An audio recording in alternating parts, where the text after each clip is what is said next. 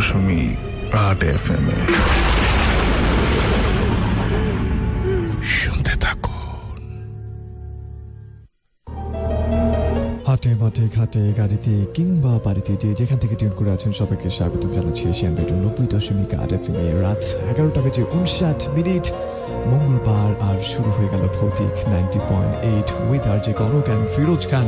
ঠিক এই মুহূর্তে চাইলেই আপনি কিন্তু আমাদের সাথে 2 পর্যন্ত থাকার সিদ্ধান্ত নিতে পারেন, বিকজ শীতের এই কনকনে রাতটায় আপনার জন্য আমরা আজকে সাজিয়েছি রাত 2 পর্যন্ত কিছু হরর মোমেন্ট, যে মোমেন্টগুলোতে শুধুই আপনার জন্য থাকছে কিছু চমৎকার গল্প, যে গল্পগুলো সত্যিকার অর্থের সত্য গল্প, কিংবা নিজের সাথে ঘটেছে কিংবা অন্য কারোর সাথে ঘটেছে সেরকমের গল্প, যে গল্পগুলো অন্য কোথাও অন্য কোনো বইয়ে আপনি কিংবা অন্য কোনো রেডিও স্টেশনে পাননি। অবশ্যই চাইলেই আপনি আমাদের সাথে এই গল্পগুলো কেমন লাগছে সেটা জানানোর জন্য আমাদেরকে SMS করতে পারেন। SMS করতে হলে মোবাইলের মেসেজ অপশনে যান, গিয়ে প্রথমে লিখুন AR স্পেস আপনার নাম স্পেস আপনার লোকেশন স্পেস আপনার কথাবার্তাগুলো লিখে পাঠিয়ে দিবেন 2323 এই নাম্বারটিতে। রয়েছে ফেসবুক মাধ্যম রয়েছে, চাইলে কিন্তু facebook.com/asianradio সেই ঠিকানায় চলে গিয়ে সেখানে আপনার মন্তব্যগুলো আপনি জানিয়ে দিতে পারেন। এর বাইরে যদি আপনি চান আপনার কাছে কোনো গল্প রয়েছে, কোনো ঘটনা রয়েছে, সেই ঘটনাটি সিম্পলি টাইপ করে ফেলুন এবং এরপর আমাদেরকে ইনবক্স করুন। ইনবক্স করবার অ্যাড্রেসটি হচ্ছে facebook.com/ভৌতিক90.8। স্টুডিওতে আসার সুযোগ রয়েছে প্রত্যেকটা মানুষের, যাদের কাছে ঘটনা রয়েছে, যাদের কাছে গল্প রয়েছে, যাদের কাছে হরর কোনো কিছুর মোমেন্টের কিছু যা কিছুই থাক না কেন সব কিছু নিয়ে স্টুডিওতে আসতে পারেন। সেটার জন্য অবশ্যই আপনাকে সেলফোনের মেসেজ অপশনে গিয়ে সবার আগে লিখে ফেলতে হবে AR স্পেস দিয়ে লিখতে হবে B90.8, আরেকটি স্পেস দিয়ে আপনার নাম এবং সেলফোন নাম্বার লিখে সেন্ড করতে হবে 2323 এই নাম্বারটায়। যারা স্টুডিওতে আসতে পারবেন না তাদের জন্য রয়েছে আরেকটি অপশন, যে অপশনের মাধ্যমে চাইলেই আপনি গল্প রেকর্ড করে পাঠাতে পারেন। আমরা চেষ্টা করব সেই গল্পটি অনলাইন করবার জন্য। সেটার জন্য একটি ইমেল অ্যাড্রেস রয়েছে, যে অ্যাড্রেসটি হচ্ছে ভৌতিক908@gmail.com। আরেকটিবার আপনাদেরকে রিপিট করে বলছি, ভৌতিক908@90.8@gmail.com, যার স্পেলিংটা হচ্ছে BHOUTIK 90.8@gmail.com। শুনছেন ভৌতিক 90.8।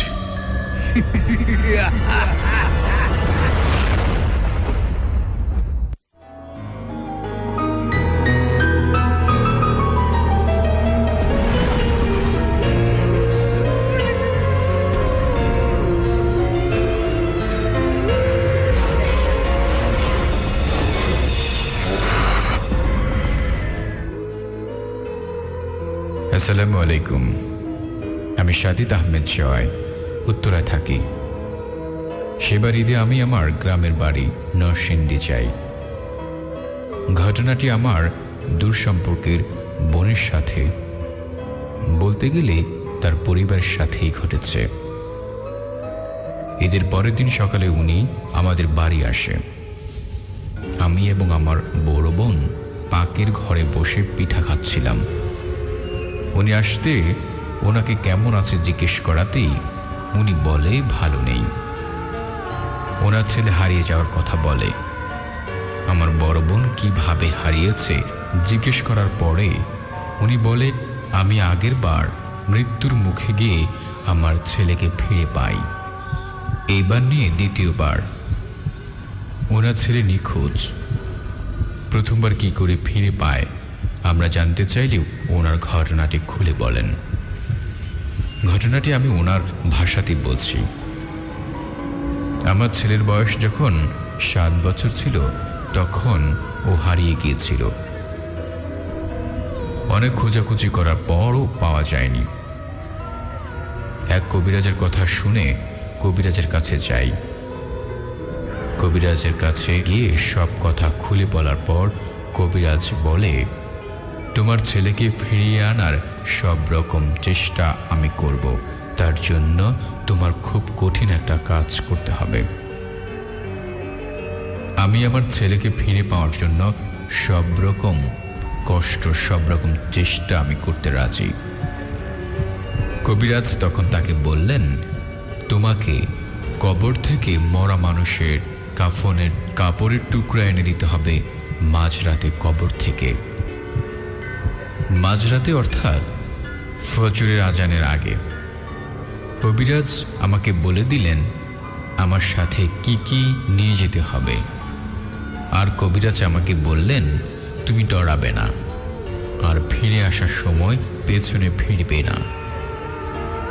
কবিরাজের কাছ থেকে আসার পর আজ রাতেই কাফনের কাপড় আনবো বলে সিদ্ধান্ত নিলাম। তার জন্য আমি একটা কবর ঠিক করলাম, ওই কবরেই আমি যাব।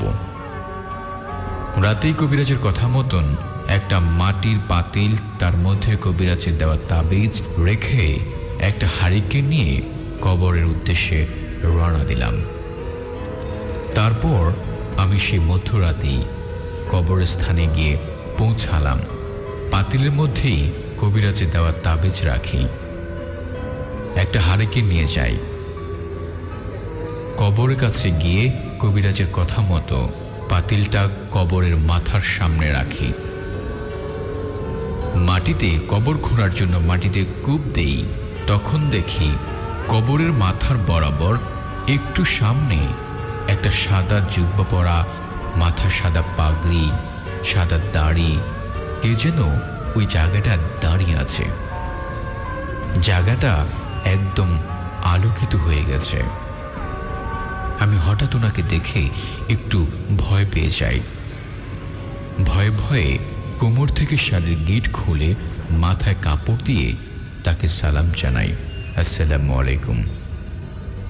উনি সালামের উত্তর নেন। আমি চোখের পলক ফেলতে না ফেলতেই দেখি উনি নেই। তারপরে আমার যেন কেমন কেমন লাগছিল। আমি সেখান থেকে আর কবর না খুঁড়ে অবশেষে বাড়ি চলে আসি। পরের দিন কবিরাজের কাছে গিয়ে সব কথা খুলে বলি।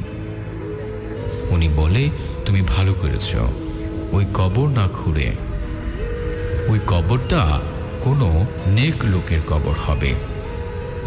তার 2 দিন পরে আমি আবার অন্য একটা কবর খুঁড়তে চাই। সবকিছু আগের নিয়মে রেখে আমি হারিকেনটা আমার সাথে রাখি। আর যখন কবর খোঁড়া শুরু করি তখন শুনি কে যেন একটা মোটা স্বরে কাঁদছে। আমি ওদিকে না তাকিয়ে কবর খুঁড়ছিলাম। হঠাৎ দেখি আমার সামনে 5টা কুকুর। আমি দেখে একটু ভয় পেয়ে যাই। দেখি কুকুরগুলো লেজ নাড়ছে, আর প্রত্যেকটার 2টা করে পা আমার দিকে এমনভাবে তাকিয়ে রয়েছে যেন একটু পরেই আমাকে কামড় দিতে আসবে। একটু পরে দেখি সেই কুকুরগুলো আবার নেই।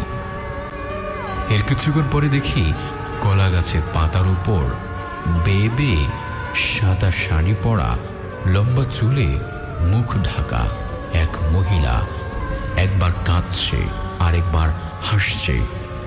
এই দেখে আমি অনেক ভয় পেয়ে যাই।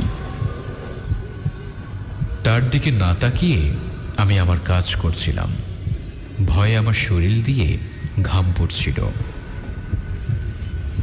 এর একটু পরে দেখি সেই মহিলাটির মাথায় কোনো চুল নেই।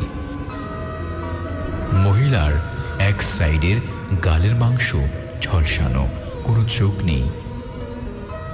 এটা দেখে আমি আরো ভয় পেয়ে যাই। ওই ভয়ঙ্কর চেহারার মহিলাটার মোটা গলার সুরে আমাকে বলতে লাগলো, ওই তোর চুল, তোর চোখ আমারে দিয়ে দে। তখন আমি হারিকেনের আলোটা একটু বাড়িয়ে নেই। পরে দেখি আমার সামনে কেউ নেই। অবশেষে যখন আমি লাশের পরন থেকে এক টুকরো কাপড় কাটতে নেই, তারপরে আবার মাটি দিয়ে কবর ভরার সময় দেখি ওই মহিলা নিজের হাত কামড়িয়ে খাচ্ছে। ওই কুকুরগুলো তার হাত পা কামড়িয়ে কামড়িয়ে খাচ্ছে।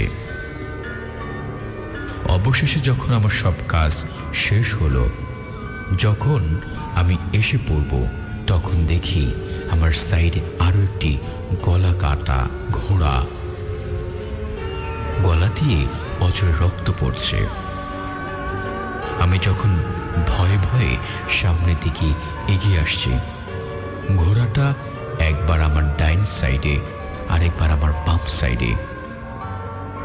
এরকম অনেকক্ষণ পরে ঘোড়াটা উধাও হয়ে যায়। তখন আমি শুনতে পাই আমার নাম ধরে কেউ ডাকছে। আমি পেছনে না ফিরে একটু সামনে এগোতে শুনি আমার ছেলে আমাকে পেছন থেকে ডাকতেছে, ওই মা, তুমি আমাকে এখান থেকে নিয়ে যাও। আমার ছেলের গলা শোনার পরে আমি পেছনে তাকানোর কথা ভাবতেই কবিরাজের কথা মনে পড়ে যায়। তখন আর আমি পেছনে না তাকিয়ে আমি সোজা ভয়ে ভয়ে কাপা শরীরে বাড়ি ফিরে আসি। পরের দিন কবিরাজের কাছে কাফনের কাপড়ের টুকরাটা নিয়ে যাই। এই ঘটনার 7 থেকে 8 দিন পরেই আমি আমার ছেলেকে ফিরে পাই। কিন্তু এত বছর পরে গত 2 মাস হয়েছে আমি আমার ছেলে, আমি অনেক খোঁজাখুঁজির পরে আবার ওই কবিরাজের বাড়ি যাই। শুনি কবিরাজ নাকি 2 থেকে 2.5 বছর আগেই মারা গিয়েছে। উনি হয়তো বেঁচে থাকলে হয়তো আমার ছেলেকে পাওয়ার আশা করতে পারতাম। এখন আমি নিরুপায়। কি করব, কিভাবে আমার ছেলেকে ফিরে পাবো? ভাইয়া, এই ছিল ওনার ঘটনা। ভালো লাগলে পরে শোনাবেন।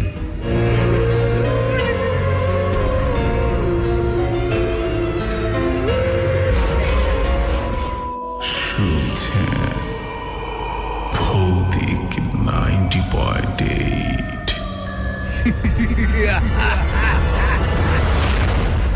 Alright, শুনছেন ভৌতিক 90.8। প্রথম ঘটনাটা আমরা শুনে ফেললাম। এমন চমৎকার ঘটনা যদি আপনার কাছে থেকে থাকে তাহলে অবশ্যই সেই ঘটনাটা আপনি লিখে ফেলবেন। লিখে সবার আগে যেটা করবেন, চলে যাবেন facebook.com/ভৌতিক90.8 সেই পেজে, এবং সেই পেজ থেকে কিন্তু চাইলেই আপনি আমাদেরকে ইনবক্স করে দিতে পারেন সেই ঘটনাটা। আমরা চেষ্টা করবো ফিরোজ খানের কণ্ঠে শুনবার জন্য। এই মুহূর্তে SMS এবং ফেসবুক মাধ্যমে আপনি জানান আপনার মন্তব্য। আপনার কাছে কেমন লাগছে গল্পগুলো, সত্য নাকি মিথ্যা, কোনটা বিশ্বাসযোগ্য, কোনটার মধ্যে বেশ কিছু রসকস মাখিয়ে তারপর পাঠানো হয়েছে আমাদের ক্ষেত্রে, সেই কথাবার্তাগুলো আমাদেরকে লিখে পাঠান। 2-3 নাম্বারটা খোলা রয়েছে ফেসবুক মাধ্যম facebook.com/Asian Radio। এই ঠিকানায় আমাদেরকে অনেকে লিখে ফেলেছেন। লিখেছেন তৌফিক, তিনি বলছেন যে প্রচার হলো এবং তার ঘটনা ছিল এটা। যিনি ব্ল্যাক ম্যাজিক নিয়ে সাধারণত ঘটনাটা লিখে দিলেন। Thank you so much. আমরা জানাচ্ছি যারা রেগুলার শ্রোতা রয়েছেন এবং তিনি অনেক SMS করেছেন আমাদেরকে তার এই ঘটনাটা প্রকাশ করবার জন্য। ফেমাস লাইকার রেজা, তিনি আমাদের সাথে রয়েছেন। তিনি বলছেন লাভ ভৌতিক। RDX নাজিম হোসেন, তিনি বলছেন ভাই, আমি উত্তরখান মাদারীবাগ থেকে সবসময় শুনি ভাই, গল্পগুলো ভয়ঙ্কর এবং আমি একা ঘরে শুনছি, অনেকটা ভয় লাগছে। আপনারা এমনটা জানিয়েছেন। অস্থির একজন লিখেছেন, তিনি বলছেন শাহাদাত তার নাম মোহাম্মদ আলী মাসুম, তিনি আমাদেরকে কমেন্ট করেছেন এবং এর মধ্যে কমেন্ট করেছেন সাব্বির রেজে সিমন। তিনি বলছেন একটা হরর মুভি দেখে 2 দিন আক্রান্ত ছিলাম। মুভিটির নাম হলো death of a ghost hunter. Once again আপনি যেহেতু মুভিটা সাজেস্ট করলেন, সো আমি অফকোর্স সবাইকে বলতে চাই, যদি হরর ফিল্ম পেতে চান then death of a ghost hunter. I guess ভূত যিনি ধরে থাকেন, ভূত যিনি শিকার করে থাকেন, তার মৃত্যু নিয়ে হয়তোবা এই মুভিটা করা হয়েছে। নাম থেকে যেমনটা বলেছি। জান্নাত ইসলাম নূর, তিনি আমাদের সাথে রয়েছেন। তিনি বলছেন তেজগাঁও নাখালপাড়া থেকে শুনছেন, খুব ভালো লাগছে এবং শেষ পর্যন্ত রয়েছেন বলছেন আই লাভ ভৌতিক। এভাবে অসংখ্য বন্ধুরা আমাদের সাথে SMS এর মাধ্যমে যুক্ত আছে। আপনাকে বলছি আমাদের সাথে SMS এর মাধ্যমে যুক্ত হয়ে আপনার মতামত আমাদেরকে লিখতে পারেন। লিখুন আপনার সেলফোনের মেসেজ অপশনে গিয়ে প্রথমেই টাইপ করুন AR স্পেস আপনার নাম স্পেস আপনার লোকেশন স্পেস আপনার কথাবার্তাগুলো লিখে পাঠিয়ে দেবেন 2323। এই নাম্বারটিতে লিখেছে অ্যালেক্স আরমান গাজীপুর থেকে লিখেছে, ভাইয়ারা আপনাদের শোটা এত অসাম হচ্ছে কেন, এত কেন ভাল লাগে এমনটা প্রশ্ন করেছে। এখানে আর আমরা চেষ্টা করি আপনাদের ভালো লাগার জন্য, এতটুকুই আমাদের জন্য দোয়া করবেন। আপনিও ভালো থাকবেন আর সবসময় ভৌতিক 90.8 সাথে থাকবেন এমনটাই প্রত্যাশা করি। পার্থ আছে আমাদের সাথে বাড্ডা থেকে, প্রতি মঙ্গলবার আপনাদেরকে শুনি, আজকেও শুনছি। Thank you so much. Rana আছে আমাদের সাথে মহাখালী থেকে লিখেছে ভৌতিক 90.8 আমার best show, thank you so much, সাথে থাকুন। রংপুর বয় লিখেছে, আজিমপুর থেকে লিখেছে অন্তু শুনছে এই মুহূর্তে। MD সোলাইমান আছে আমাদের সাথে ফার্ম গেট থেকে শুনছে, খুবই ভালো লাগছে। সুমাইয়া বাড্ডা থেকে লিখেছে I love this show. Thank you so much. সাথে থাকুন। আর জিত আছে আমাদের সাথে, সিজান লিখেছে আমাদেরকে এই মুহূর্তে, মিলন মনি আছে আমাদের সাথে নাটোর থেকে। আজ প্রথম আপনাদের প্রোগ্রামটা শুনছি আমি, আপনাদের নতুন বন্ধু, স্বাগত জানাচ্ছি আপনাকে ভৌতিক 90.8-এ। রাফাত আছে আমাদের সাথে ঢাকা থেকে, সে শুনছে তার ভাই ইফাতকে নিয়ে। দুজনকেই স্বাগত জানাচ্ছি ভৌতিক 90.8-এ। অলরাইট, দিস ইজ হাউ অনেকে আমাদের সাথে জয়েন করছেন ভৌতিক 90.8-এ। এই মুহূর্তে আমরা চলে যাচ্ছি নেক্সট স্টোরিতে, বিকজ আমরা গল্প শুনতে চাই। SMS এবং কমেন্টগুলো একটু কম নেবার চেষ্টা করবো, তারপরে আপনার মন্তব্য আপনি জানাতে পারেন আমাদেরকে facebook.com/asianbedu, সেই ঠিকানায় SMS মাধ্যমে লিখতে চাইলে 2323 এই নাম্বারটা খোলা রয়েছে। So here we go for the second story. শুনছেন ভৌতিক 90.8।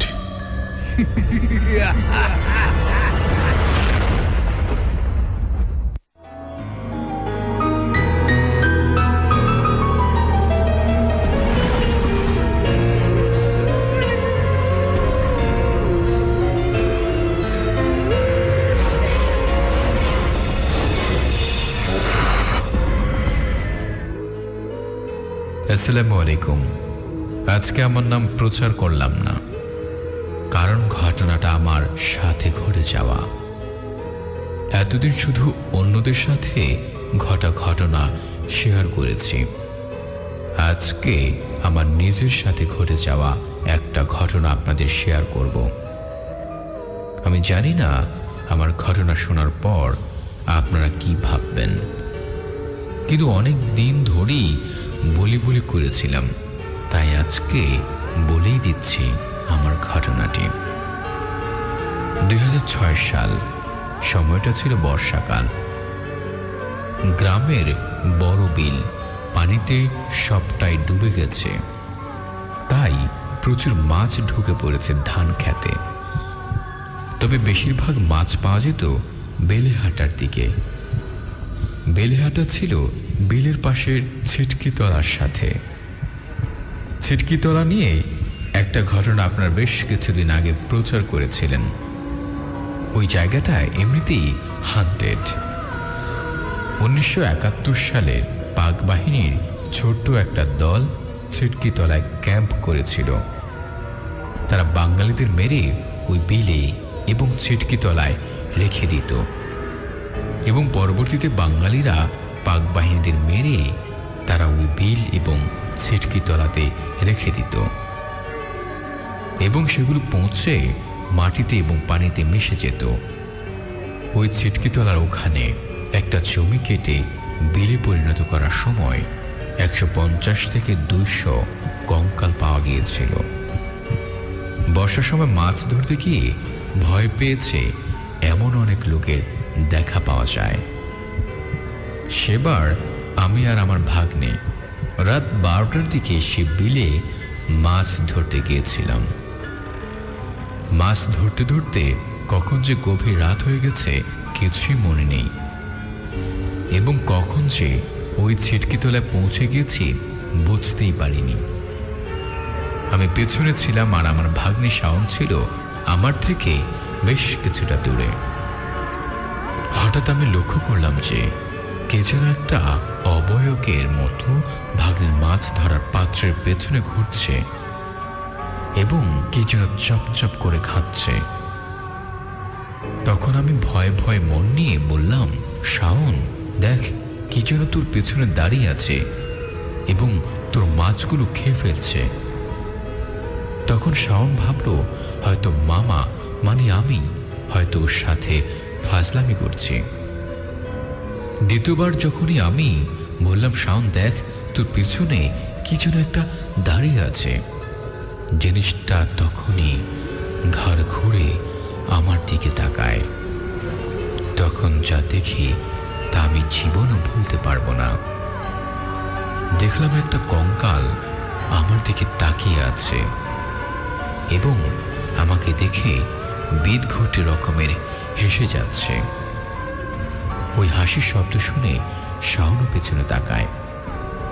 দুজনে মাছের পাতিল নিয়ে দিলাম এক দৌড়। দৌড়ে বিল পার হয়ে আসার পর দুজন মিলে গ্রামের দিকে ছুটতে থাকি। পেছন থেকে মনে হচ্ছিল সেই অশরীরটি আমাদের পেছনে পেছনে আসছে। পেছনে তাকিয়ে দেখলাম, হ্যাঁ সত্যি তাই। তবে একটা নয়, একই আকৃতির 7 থেকে 10টি কঙ্কাল আমাদের পেছনে পেছনে ধাওয়া করছে, কিন্তু তারা আসতেছে পানির উপর দিয়ে হেঁটে হেঁটে। একসময় আমি জ্ঞান হারিয়ে পড়ে যাই। জ্ঞান হারিয়ে নিজেকে আবিষ্কার করলাম রাজবাড়ির সদর হসপিটালে, কিন্তু শাওনকে পাওয়া যায় ওই ছিটকি তলার খেজুর গাছের নিচে অজ্ঞান অবস্থায়। ওই ঘটনার পর থেকে আমার ভাগ্নে সব অস্বাভাবিক কার্যকলাপ শুরু করে। ঠিক একজন পাগল যেমন আচরণ করে ঠিক তেমন। মাঝে মধ্যে রাতের বেলা শাওনকে পাওয়া যেত না।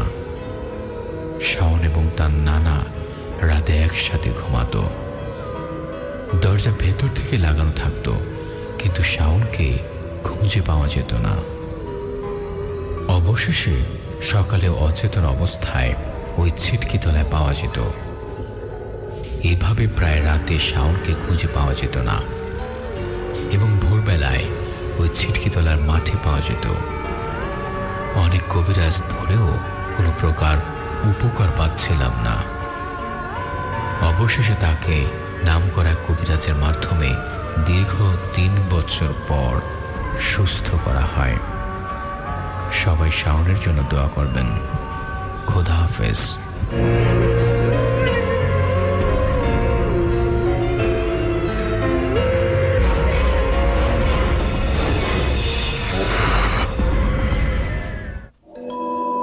শুনছেন ভৌতিক 90.8।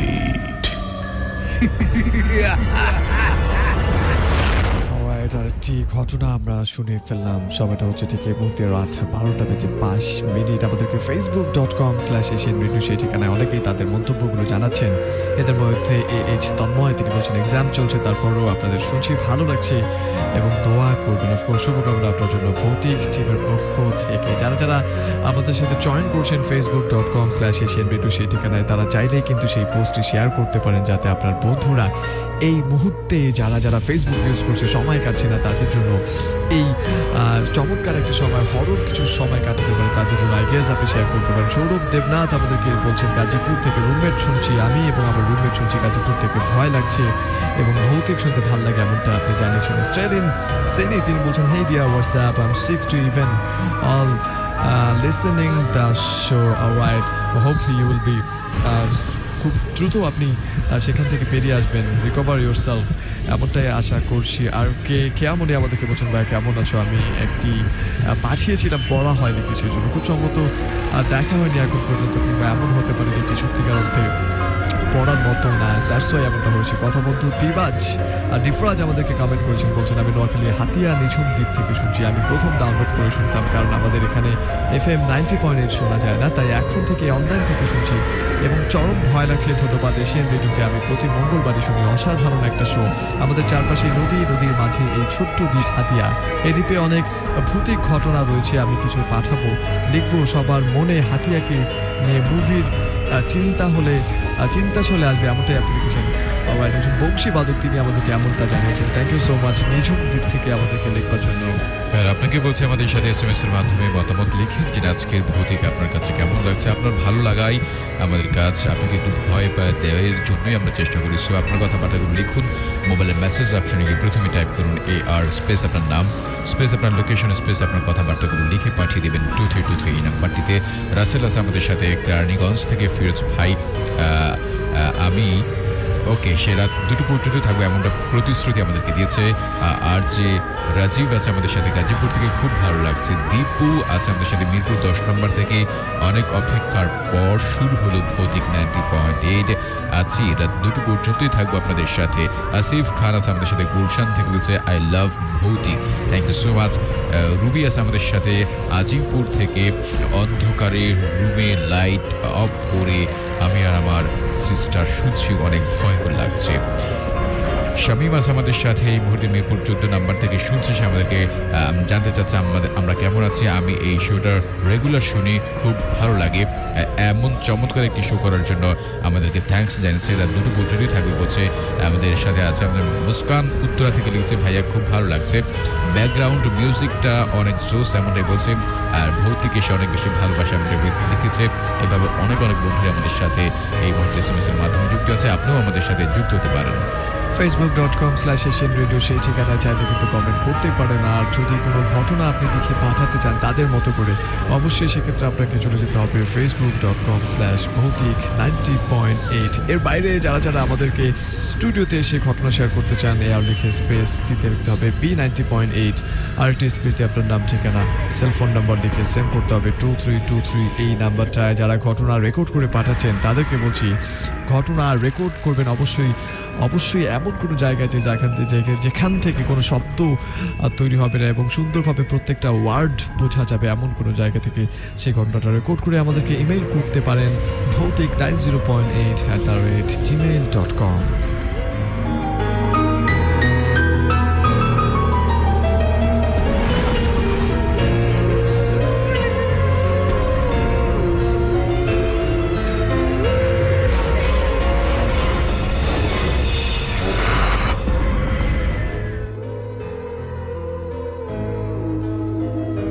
আসসালামু আলাইকুম, আমি আমির হোসেন, শেরপুর জেলা সদর থেকে বলছি। প্রথমত আমি নিজে ভূতে বিশ্বাসী নয় বা ভূতে বিশ্বাস করি না, কিন্তু এই রহস্যময় পৃথিবীতে প্রতিনিয়ত যখন এসব ঘটনা অহরহ ঘটেই চলছে, তখন আর অবিশ্বাস্য বলে কিছু থাকে না। যাই হোক, তারপর মনের সন্দেহ থেকেই থাকে, কারণ যে পর্যন্ত এসব ঘটনা আমার নিজের সাথে না ঘটে। যাই হোক, একটা ভিন্ন ধর্মের ঘটনা আজকে আমি আপনাদের মাঝে শেয়ার করতে যাচ্ছি। ঘটনাটি আমার এক প্রতিবেশীর কাছ থেকে শোনা। ঘটনাটি তার সাথে প্রায় 35 বছর আগে ঘটে। প্রতিবেশী ছিল দরিদ্র। যাই হোক, দরিদ্রতার কারণে তাকে জীবিকা নির্বাহ করতে হতো, তাই তিনি আইসক্রিম বিক্রির পেশাটা বেছে নিলেন। তার সাথে যখন ঘটনাটা ঘটে তখন তিনি আইসক্রিম বিক্রি করতেন। আর তখনকার আইসক্রিম বিক্রির পদ্ধতিতে ছিল সনাতন। যেমন সনাতন বলতে আইসক্রিম পটে করে আইসক্রিম পট কাঁধে ঝুলিয়ে পাড়ায় ঘুরে আইসক্রিম বিক্রি করতো। তখনকার ব্যান গাড়ি অথবা অন্য কোনো উপায়ে আইসক্রিম বিক্রি হতো না। যাই হোক, এটাই একমাত্র উপায় ছিল আইসক্রিম বিক্রি। আর এভাবেই তিনি আইসক্রিম বিক্রি করতেন। একদিনের কথা, আইসক্রিম বিক্রি করতে করতে তিনি অনেক মাইল দূরবর্তী কোনো এক গ্রামে চলে যায়, যেখানে তার আইসক্রিম বিক্রি শেষ করতে করতে প্রায় সন্ধ্যা লেগে যায়। সন্ধ্যা লাগার পর এখন সে বাড়ি ফিরবে, চিন্তা ভাবনা করতেছে সে বাড়ি ফিরবে, কারণ আইসক্রিম বিক্রি তার শেষ হয়েছে। পথিমধ্যে যখন সে রাস্তা হাঁটতেছে বাড়ির উদ্দেশ্যে, রাস্তায় মুষলধারে বৃষ্টি নামলো। তখন তিনি নিরাপদ আশ্রয় নিলেন, বৃষ্টিতে না ভেজার জন্য বা বৃষ্টি থেকে রক্ষা পাওয়ার জন্য নিরাপদ আশ্রয় নিলেন, কারণ দীর্ঘ মাইল তো আর বৃষ্টিতে ভিজে হেঁটে হেঁটে আসা সম্ভব না। আর তখনকার যাতায়াতের কোনো সুব্যবস্থাও ছিল না, মানুষ হেঁটে হেঁটে দীর্ঘ মাইল পাড়ি দিত। যাই হোক, তিনি হেঁটেও দীর্ঘ মাইল পাড়ি দিবেন, বাড়ি পৌঁছবেন, কিন্তু ভিজে তো এত দূর আসা সম্ভব না। তাই তিনি নিরাপদ আশ্রয় গ্রহণ করলেন। আশেপাশে তাকিয়ে দেখলেন বাড়িঘর নেই, একটা দুইটা বাড়িঘর ছিল, কিন্তু অপরিচিত। কার বাড়িতে ঢুকবে ভরসা তিনি পেলেন না। ভরসা না পাওয়ার পর তিনি তাকিয়ে দেখলেন যে একটা খড়ের ডিবি, রাস্তার ধারেই খড়ের ডিবি। তিনি খড়ের ডিবিতে আশ্রয় নিলেন, খড়ের ডিবিতে বৃষ্টিতে না ভেজার জন্য আশ্রয় নিলেন। এদিকে বৃষ্টি মুষলধারে অবিরত চলছে আর চলছে, পড়ছে আর পড়ছে। বৃষ্টি পড়তে পড়তে প্রায় রাত 10টা অবধি গড়িয়ে যায়, 10টার বেশি সময় লেগে যায়। সন্ধ্যার পর থেকে এত মুষলধারে বৃষ্টি হয়েছে যে বৃষ্টি প্রায় শেষ হচ্ছেই না। কিন্তু বৃষ্টি কমার অপেক্ষা তাকে তো থাকতেই হবে, ভিজে আর আসা সম্ভব না। তো বৃষ্টি শেষ হলো, প্রায় রাত 10টা অবধি গড়িয়ে পড়লো। বৃষ্টি শেষ হওয়ার পরে রাতে আকাশে পূর্ণিমার চাঁদ ভেসে উঠলো। সব কিছু পূর্ণিমা চাঁদে ঝলকিত লাগলো, আলোকিত হয়ে উঠলো কানাই।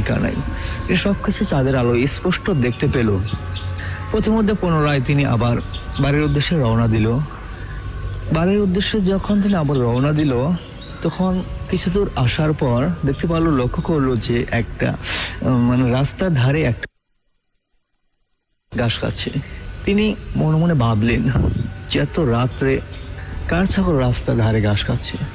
তিনি বিষয়টা মাথায় নিলেন না, না নিয়ে হাঁটতেছেন। হাঁটতে হাঁটতে তিনি আবার লক্ষ্য করলেন যে ওই ছাগলটা তার পিছু নিয়েছে।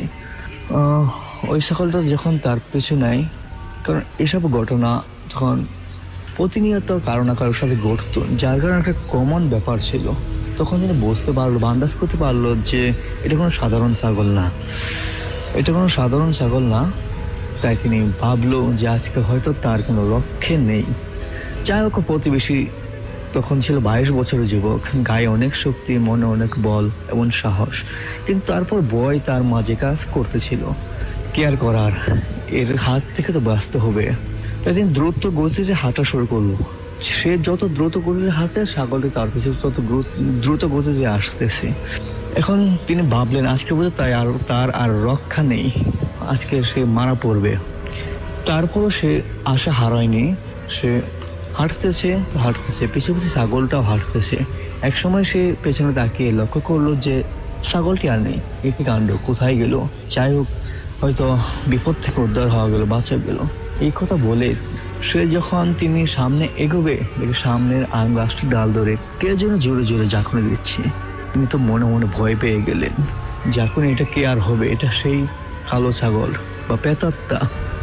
তিনি ভিতরে ভয় পেলেও বাইরে সাহসে দম্ভ দেখাতে লাগলো, কারণ যদি বাঁচা যায়, সাহসে দম্ভ দেখিয়ে যদি বাঁচা যায়। তাই তিনি বললেন, কে তুই? পারলে আমার সামনে আয়, দেখি আমার শক্তির মোকাবেলা কর। তখন এই কথা বলা শেষ করতে করতেই তিনি লক্ষ্য করল যে সেই আম গাছটির নিচ থেকে কোমরের সমান উচ্চতা বিশিষ্ট কালো কুচকুচে একটি উলঙ্গ অবস্থায় একটা ছেলে বেরিয়ে আসলো। একই কাণ্ড, এরকম ঘটনা বা এরকম ছেলে সে কখনো আর দেখেনি। তখন মনে মনে সে ভয় পেয়ে গেল। ভয় পেলে কি হবে? তার তো এখন বাঁচতে হবে। বাঁচার জন্য সাহস করে সে ছেলেটিকে জাবড়িয়ে ধরলো, ঠাসা দিয়ে ধরলো। যখন সে তাকে শক্ত করে ঠাসা দিয়ে ধরে, তখন সে ছেলেটি হাত থেকে ফসকে পিছলিয়ে বেরিয়ে যায়। এভাবে সে অবিরত বেরোতে চেষ্টা করতেই থাকে, কারণ তাকে তার হাত থেকে বেঁচে বাড়ি ফিরতে হবে। একের পর এক তাকে যতবার ঠাসা দিয়ে ধরত, ততবার সে হাত থেকে ফসকে বেরিয়ে আসে। একবার সে তাকে এমন ভাবে ধরলো যে আজকে তোকে আর শালা মেরেই ফেলবো, আমার হাত থেকে আর তুই বাঁচতে পারবি না। এভাবে আবার যখন জোরে ঠাসা দিল, আবার একই কাণ্ড, একই ঘটনা ঘটে, একই মানে সেম, সে হাত থেকে ফসকে বাইর হয়ে আসে।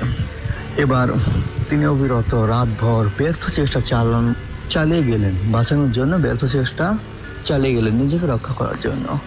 এদিকে সেই প্রেতাত্মা বা পেত্তির সাথে মারামারি করতে করতে তার শরীরও মানে লালায় পরিপূর্ণ হয়ে গেল, তার শরীরও পিচ্ছিল হয়ে গেল। সারা রাত ভর মারামারি করতে করতে রাত প্রায় শেষের দিকে তখন পূর্ব দিগন্ত থেকে তিনি শুনতে বলেন যে আল্লাহু আকবার আজানের ধ্বনি। আর তখন সেই কালো কুচকুচে পেত্নী ছেলেটি তাকে বলে উঠলো, প্রতিবেশী নাম ধরে তাকে বলে উঠলো যে আজকের মতো তুই বেঁচে গেলি, অন্যদিন আর রেহাই পাবি না। প্রতিবেশী রাত ভর মারামারি করতে করতে তার শরীরে তেজ কমে আসছে, সে নিস্তেজ হয়ে পড়ছে, ক্লান্তি তাকে গ্রাস করে ফেলেছিল, অবসাদ তাকে ঝাবড়িয়ে ধরেছিল। কিন্তু কি আর করার, কষ্ট করে তিনি বাড়ি ফিরে এলেন। বাড়ি ফিরে আসার পর তিনি বেহুশ হয়ে পড়লেন। তারপর পরিবারের সদস্য তাকে হুঁশ করলেন।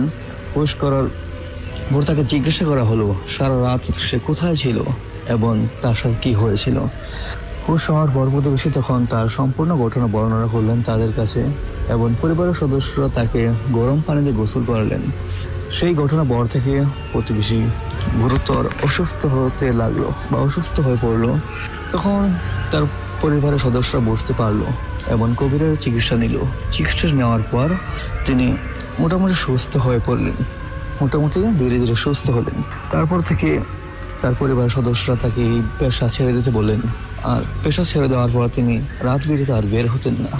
রাত বিরেতে বের না হওয়ার পর তার এসব ঘটনা আর কখনো ঘটেনি। বা এ ছিল আমার ঘটনা।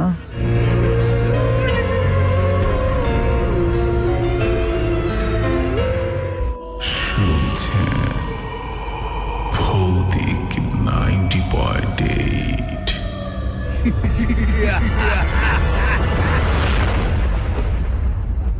ইমেইলের মাধ্যমে কালেক্ট করা ঘটনা আমরা শুনলাম। এরকম ঘটনা যদি আপনার কাছে থেকে থাকে তাহলে অবশ্যই আপনি সেটি রেকর্ড করে আমাদের কাছে পাঠিয়ে দিতে পারেন ভৌতিক 90.8 টিম মেম্বারদের কাছে। সেটার জন্য আপনাকে সুন্দর একটি রেকর্ডেবল ডিভাইস লাগবে, যে ডিভাইসটার মাধ্যমে অবশ্যই আপনি রেকর্ড করে এবং সুন্দরভাবে লাউড স্পষ্টভাবে প্রত্যেকটি শব্দ যদি বলে দেন সেটা আরও একটি বেশি ভালো হয় আমাদের জন্য এবং আপনার জন্য। RDX নাজিম হোসেন তিনি বলছেন, ভাই আমি উত্তর খান মাদার বাড়ি থেকে সবসময় শুনি, ভাই আমার ভৌতিক শুনতে অনেক ভয় লাগে।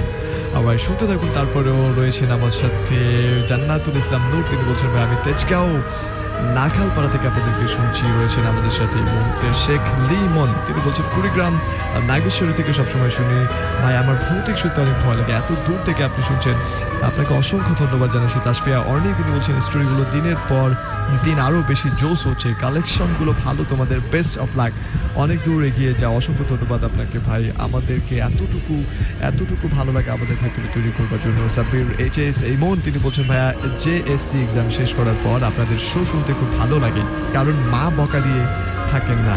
আবার it's a good news for us, এবং অফকোর্স আপনার জন্য এটা একটু গুড নিউজ, বিকজ আপনি একসাথে আমাদের সাথে কানেক্টেড থাকতে পারছেন। হোপফুলি আপনি এই শীতের কনকনে রাতটায় আমাদেরকে ভীষণ রকমের এনজয় করছেন, বিকজ আমরা সব কনকনে হরর স্টোরি নিয়ে আপনাদের সামনে উপস্থিত হয়েছি। 2টো পর্যন্ত থাকবো। MD মুকাদ্দাস তিনি বলছেন ভাই আমি একা শুয়ে শুনছি, ভয় পাচ্ছি এবং এই শো শোনার জন্য 1 সপ্তাহ পর্যন্ত অপেক্ষা করে থাকি। শামসুদ্দিন হোসেন তিনি বলছেন আইসক্রিমের স্টোরিটা এরকম মনে হচ্ছে আপনার কাছে, it's wrong, I really don't know এটা কোথেকে নেওয়া হয়েছে। SM আরিফিন তিনি বলছেন ভাই আমার SMS কসবা চারগাছ গ্রাম থেকে শুনি, আমার ভৌতিক শুনতে অনেক ভয় লাগে।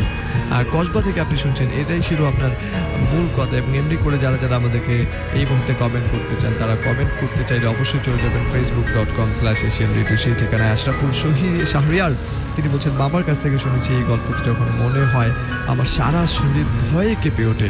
অলরাইট, আপনি সেই গল্পটা বরং কমেন্টে না দিয়ে আপনি বরং চেষ্টা করুন সেই গল্পটা আমাদেরকে ইনবক্স করবার জন্য। ইনবক্সের অ্যাড্রেসটি হচ্ছে facebook.com/ভৌতিক90.8। আর আমরা চাই আপনি আমাদের সাথে SMS এর মাধ্যমে যুক্ত হবেন, লিখবেন আপনার মতামত। আজকের ভৌতিক আপনার কাছে কেমন লাগছে, ভয় লাগছে নাকি ভয় লাগছে না, কোন ব্যাপারটা করলে আরও বেশি আপনার কাছে ভালো লাগবে, আরও বেশি স্ট্যান্ডার্ড হবে আপনি মনে করেন, সেই কথাবার্তাগুলো লিখে পাঠাতে পারেন।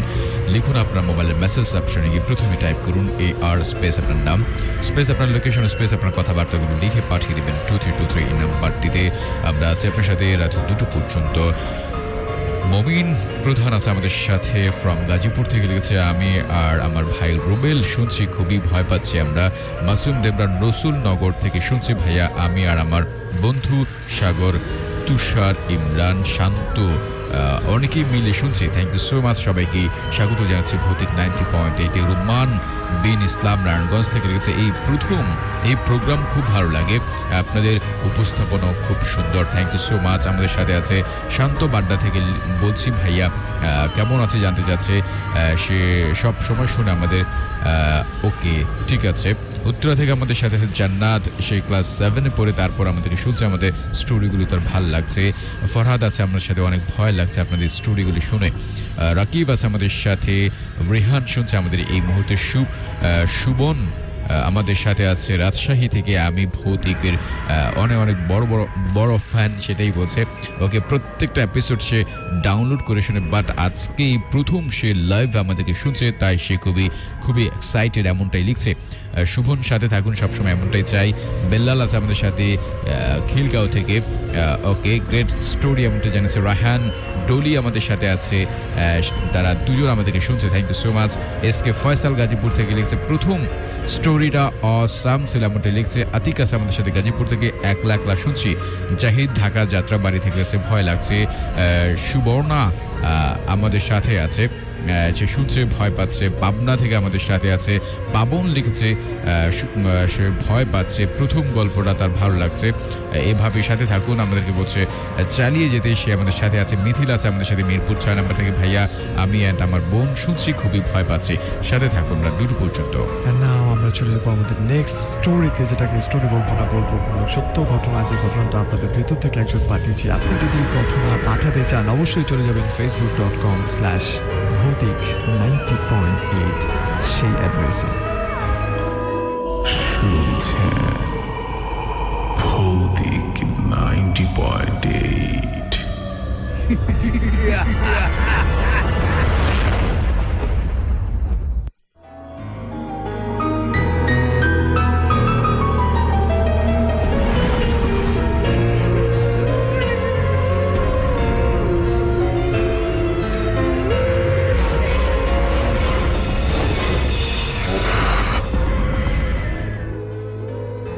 আসসালামু আলাইকুম। আমার নাম শিশির। ফেসবুকে সবাই আমাকে শিশির ভেজা নামেই চেনে। আমি জামালপুরে থাকি। আমি ভৌতিকের সবগুলো এপিসোড শুনি, একটাও মিস করি না। আমার ভৌতিকের ঘটনাগুলো খুব ভালো লাগে, কিন্তু আমি এগুলো বিশ্বাস করতাম না। গত এক সপ্তাহ আগে আমার সাথে এমন একটি ঘটনা ঘটেছে যেটা মনে হলে এখনো ভয় লাগে। সেদিন আমার ফ্রেন্ড রুবেলের গার্লফ্রেন্ডের জন্মদিন ছিল। রুবেলের গার্লফ্রেন্ডের বাড়িটা ছিল শহর থেকে একটু ভিতরে, শ্রীপুর গ্রামে। জন্মদিনের পার্টি শেষ হতে হতে রাত 12টার মতো বেজে যায়। আমরা বিদায় নিয়ে এসে পড়লাম। গ্রাম অঞ্চলে সাধারণত 7টা থেকে 8টার মতো সবাই ঘুমিয়ে পড়ে। আমরা কোনো গাড়ি পাচ্ছিলাম না, অনেক রাত হয়ে গিয়েছে, আশেপাশে কোনো মানুষও দেখতে পাচ্ছিলাম না। রুবেল বলল, চল হেঁটে কিছু দূর গেলে গাড়ি পাবো। আমরা হেঁটে রওনা হলাম। কিছু দূর যাওয়ার পর একটা ব্রিজ পেলাম।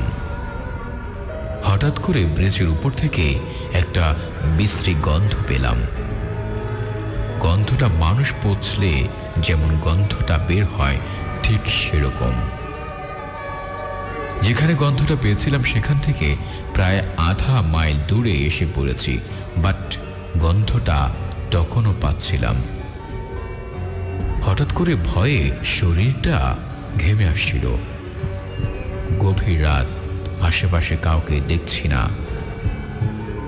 আমরা আরো দ্রুত হাঁটা শুরু করলাম। কেন যেন মনে হলো কে যেন আমাদের পেছনে পেছনে আসছে।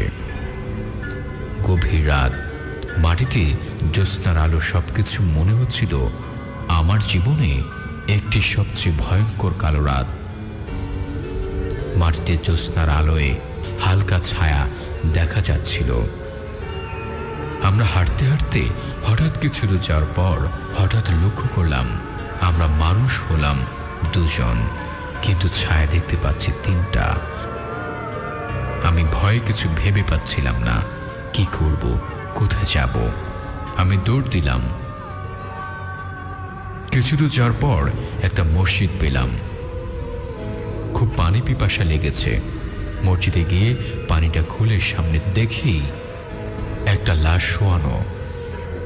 অথচ যখন আমরা পানি খেতে ঢুকি তখন কোনো লাশ ছিল না। আশেপাশে কোনো মানুষও দেখতে পেলাম না। হঠাৎ করে লাশটা উঠে বসলো। আমরা আরো ভয় পেয়ে গেলাম। ভয়ে নিজেকে খুব অসহায় মনে হচ্ছিল আমরা বোধহয় আর বাড়ি ফিরতে পারবো না। আমরা মসজিদ থেকে বের হয়ে দেখি ধান খেতে অনেকগুলো মহিষ। আমি এতগুলো মহিষ এর আগে কখনো একসাথে দেখিনি। হঠাৎ করে সেই মহিষগুলো মাঝখান থেকে একটা মহিষ আমাদের দিকে এগিয়ে আসছিল। মহিষটির মাথা ছিল না। আমরা ভয়ে আবার দৌড় দিলাম। কিছু দূর যাওয়ার পর একটা রিক্সা পেলাম। রিক্সায় উঠে বললাম, তাড়াতাড়ি চলুন। রিক্সাওয়ালা কোনো কথা না বলে রিক্সা চালাতে শুরু করলেন। আমি প্রচণ্ড ভয়ে রিক্সাওয়ালাকে বলতে পারিনি যে আমাদের কোথায় নামিয়ে দিতে হবে। অবশেষে রিক্সাওয়ালা আমাদের বাড়ির সামনে নামিয়ে দিলেন। আমি রিক্সাওয়ালাকে 100 টাকা দিলাম। রিক্সাওয়ালা টাকাটা নিলেন না। রিক্সাটা ঘুরিয়ে আমাকে বললেন, আপনি এবারের মতো বেঁচে গেলেন। আমি ভয়ে রিক্সাওয়ালাকে কিছু জিজ্ঞেস করার সাহস পেলাম না। আমি বুঝলাম না সে কিভাবে আমার বাড়ি চিনলেন। অথচ রিক্সাওয়ালাকে আমি কোথায় নিয়ে যেতে হবে কিছুই বলিনি। রুবেল তার পরের দিন সকালে ওর গার্লফ্রেন্ডের কাছে ফোন দিয়ে সব ঘটনা বলে। ওর গার্লফ্রেন্ড যেটা বলল, ওই ব্রিজের নিচে 1 মাস আগে একটা গলা পচা লাশ পাওয়া গিয়েছিল। লাশটি গলে যাওয়ায় আর দুর্গন্ধের কারণে জানাজা হয়নি। তাকে ওইভাবেই মাটি চাপা দেওয়া হয়। এরপর থেকে অনেকের সাথে এরকম ঘটনা ঘটতে থাকে। জানি না আপনারা বিশ্বাস করবেন কিনা, কিন্তু লিখেছি পুরোটাই নিজের অভিজ্ঞতা থেকে। ভাইয়া, এই ছিল আমার ঘটনা। ভালো লাগলে পড়ে শোনাবেন। সবাইকে অনেক অনেক ধন্যবাদ।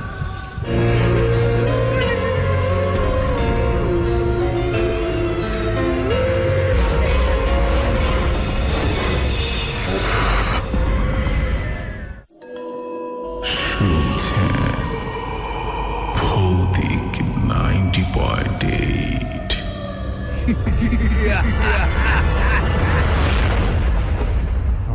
শুনছেন ভৌতিক 90.8। আমাদেরকে অনেকেই কমেন্ট করছেন, তাদের মন্তব্যগুলো জানাচ্ছেন। আপনি যদি মন্তব্য জানাতে চান তাহলে চলে যাবেন facebook.com/asianradio, সেই ঠিকানায়। গল্প একটা শুনে ফেললাম, এরকম ঘটনা যদি আপনার কাছে থাকে তাহলে অবশ্যই সেই ঘটনাটা আমাদেরকে লিখে পাঠিয়ে দিন। আমরা চেষ্টা করবো সেই ঘটনাটা ফিরোজ খানের কণ্ঠে শুনবার জন্য। facebook.com/asianradio, সেই ঠিকানায় অবশ্যই আপনি মন্তব্য জানাবেন আর ঘটনা লিখে আমাদেরকে পাঠাবেন। facebook.com/ভৌতিক90.8, সেই ঠিকানায় আমাদেরকে কমেন্ট অনেকে করছেন। যারা সাথে রয়েছেন তারা শেয়ার করতে পারেন বন্ধুরা, যাতে এই শোটা মিস না করে ফেলেন। রাকিব হাসান তিনি বলছেন, ভাই আমি আমার বন্ধু আরিফ মোহাম্মদপুর থেকে শুনছি, আমরা আরো ভয়ঙ্কর গল্প শুনতে চাই। এস এম আরিফিন আমাদের সাথে রয়েছেন মুকাদ্দাস, তিনিও আমাদেরকে শুনছেন, এবং শ্রা রিদওয়ান অবাক তিনি আমাদেরকে বলছেন, ভাই আমি ঢাকা মন্দা থেকে শুনছি, আমার সবচেয়ে ফেভারিট প্রোগ্রাম ভৌতিক। ভাইয়া আমার সাথে প্রায় একটি জিনিস ঘটে, সেটা আমি সবাইকে শেয়ার করতে চাই। অবশ্যই আমাদের স্টুডিওতে আসুন, আপনাকে স্বাগতম জানাচ্ছি স্টুডিওতে।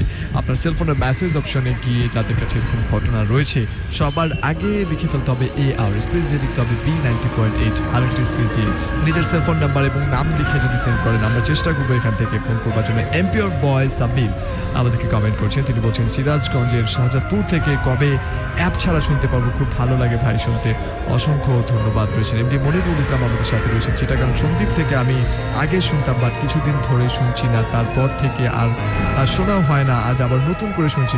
একদম চিটাগাংয়ের সন্দ্বীপ, বাংলাদেশের বাইরে যেটাকে বলা যেতে পারে, এত দূর থেকে আমাদেরকে শুনতেন, অবাক করা একটা ব্যাপার ভাই। থ্যাংক ইউ জানাচ্ছি আপনাকে, আপনার কাছে সত্যি কৃতজ্ঞতা জ্ঞাপন করছি।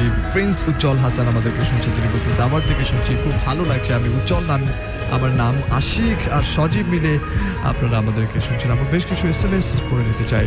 ইয়েস, আপনাদেরকে বলছি আমাদের সাথে আপনি ফেসবুকের মতো SMS এর মাধ্যমে যুক্ত হতে পারেন, লিখতে পারেন আপনার মতামত। আমরা প্রত্যাশা করি আপনার মতামত অন্তত আমাদের কাছে লিখে পাঠাবেন। লিখুন আপনার সেলফোনের মেসেজ অপশনে গিয়ে প্রথমে টাইপ করুন AR স্পেস আপনার নাম স্পেস আপনার লোকেশন স্পেস আপনার কথাবার্তাগুলো লিখে পাঠিয়ে দেবেন 2323 নাম্বারটিতে। লিখেছে বাশার আমাদের সাথে আছে, সে তার বন্ধুকে নিয়ে আমাদেরকে শুনছে, খুবই ভয় পাচ্ছে। আশিফুল ইসলাম আছে আমাদের সাথে, রায়হান মুগ্ধা থেকে লিখেছে অনেক ভয় লাগছে, অ্যান্ড তারপরও ভৌতিককে সে অনেক অনেক বেশি ভালোবাসে। সিজান আছে আমাদের সাথে, বাড্ডা থেকে শুনছি তোমাদেরকে, খুবই ভালো লাগছে। প্রীতি লিখেছে ঢাকা রামপুরা থেকে, আজকে প্রথম আপনাদের এই শোটা শুনছি, জয়েন করলাম, অনেক এনজয় করছি। প্রীতির সাথে থাকুন আমাদের সবসময়, এমনটাই প্রত্যাশা করি। দুর্জয় উত্তরা থেকে লিখছে খুবই ভালো লাগছে, সে ফোন নাম্বার দিয়েছে, কীভাবে যেন সে সাহায্য করতে চায় বুঝতে পারছি না।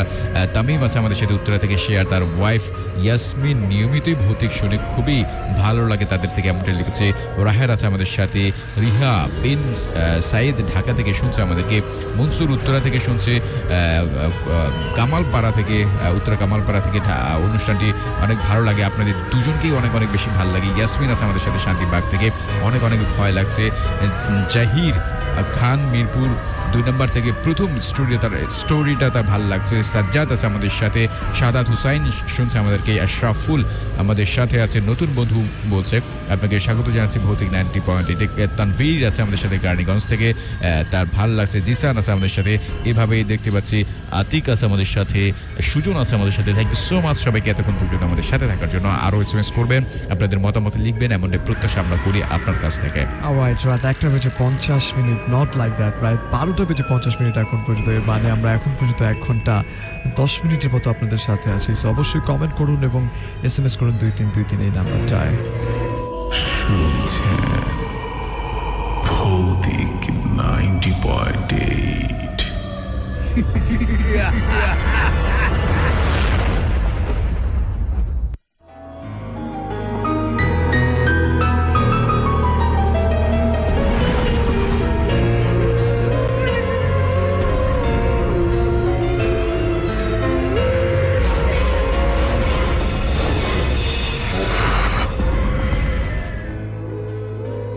আসসালামু আলাইকুম। আমি কেয়া। আমি ঢাকায় যে বাসায় থাকি, বাসাটা বেশি ভালো না, টিন শেডের বাসা। তাই আব্বু বাসা খুঁজতে থাকে। বাসা খোঁজার জন্য আমার ফুপুকেও সাহায্য করতে বলা হয়। আমার ফুপু একটা বাসা পছন্দ করে। বাসাটার ভাড়া 15,000 থেকে 10,000 টাকা করা হয়েছে। কিন্তু বাসাতে যারা ছিলেন তারা নাকি থাকতে পারতেন না। সকালে এসে বিকেলে চলে যেতেন। বলাই বাহুল্য যে অত্র বাড়িতে 2 বোন ছিল। এক বোন অন্য বোনকে মেরে নিচে গলায় ফাঁসি দেয়, আর তাদের আত্মা বাড়িতে ঘোরাফেরা করছে। যারা বাসায় থাকতে আসতো তারা নাকি রাতে দেখত যে খাটের নিচে সাদা কাপড় পরা একটি মেয়ে বসে আছে, আর ছাদে বসে থাকা একটি মেয়ে পা ঝুলছে, গান গায় ছাদে কান্নাকাটি করে। অত্র বাড়ির দারোয়ান ওই মেয়েকে অনেকবার দেখেছেন এবং তাড়িয়ে দিতে চেষ্টাও করেছিলেন। রাত হলে কুকুরগুলো ঘেউ ঘেউ করে অনেক ওই ছাদের সামনে থেকে, আর এজন্য কেউ ওই বাড়িতে থাকতে পারে না। তাই ভাড়া হওয়ার জন্য বাড়িওয়ালা ভাড়া কমিয়ে দিয়েছেন। এই কথা শুনে আমার ফুপু ওই বাসার ভাড়া নিলেন না, চলে এলেন। ওই বাড়িতে এখনো কেউ থাকতে পারেন না। এই ছিল আমার ঘটনা। সত্যি মনে হলে পড়ে শোনাবেন, অনেক খুশি হব। আপনাদের অনেক অনেক ধন্যবাদ।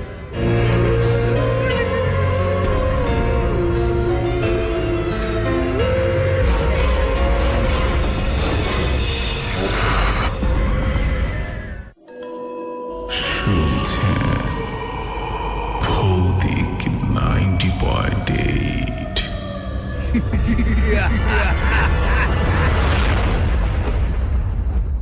অলরাইট, ভৌতিক 90.8 আর যে গণক এবং ফিরোজ খান আপনার সাথে আছে। ছোট্ট একটা ঘটনা শুনে ফেললাম। এরকম ঘটনা যদি আপনার কাছে থেকে থাকে তাহলে অবশ্যই সেই ঘটনাটা দেখে আমাদেরকে ইনবক্স করতে পারেন। সেটার জন্য আপনাকে যেটা করতে হবে, সেই ঘটনাটা টাইপ করে সবার আগে যেতে হবে facebook.com/ভৌতিক90.8, এবং ভৌতিক বানানো হচ্ছে PHOUTIK। সেই অ্যাড্রেসে আপনি আপনার ঘটনাটা লিখে পাঠান। অবশ্যই সেই ঘটনাটা হতে পারে সত্য এবং আপনি শুনেছেন এমন ঘটনা অন্য কোনো স্টেশনে পাবলিশ করা হয়নি, কিংবা কোনো বই কিংবা কোনো ওয়েবসাইট থেকে কালেক্ট করে নেয় এরকম ঘটনা। এই পর্যায়ে আমরা আরেকটা ঘটনা শুনে দেন আপনার SMS এবং কমেন্টগুলো নিয়ে আমরা ফিরছি। আমাদের সাথে থাকুন।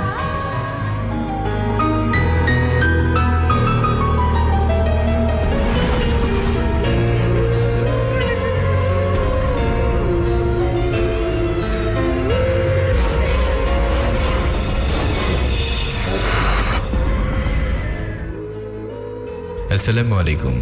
আশা করি সবাই ভালো আছেন। ভাই, আমি মেহেরাব আরফিন শীতল।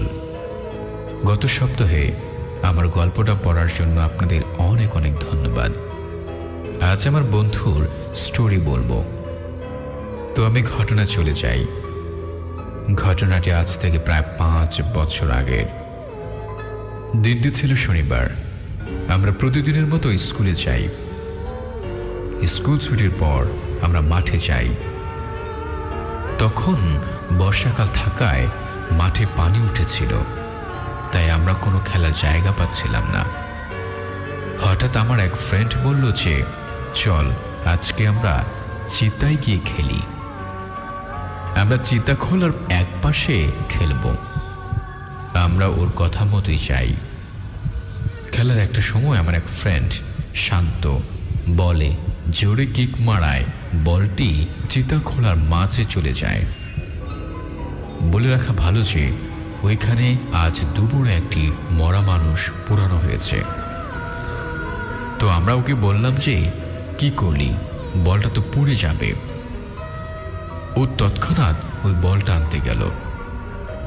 হঠাৎ খেয়াল করলাম যে ওর পা কেটে গেছে।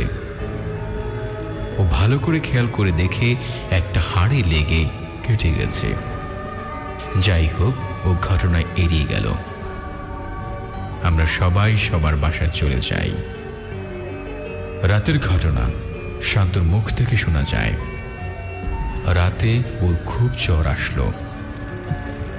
রাত 12টার দিকে কেউ ওকে আমার কণ্ঠে ডাকছিল, তো ও দরজা খুলে বের হতে চায়।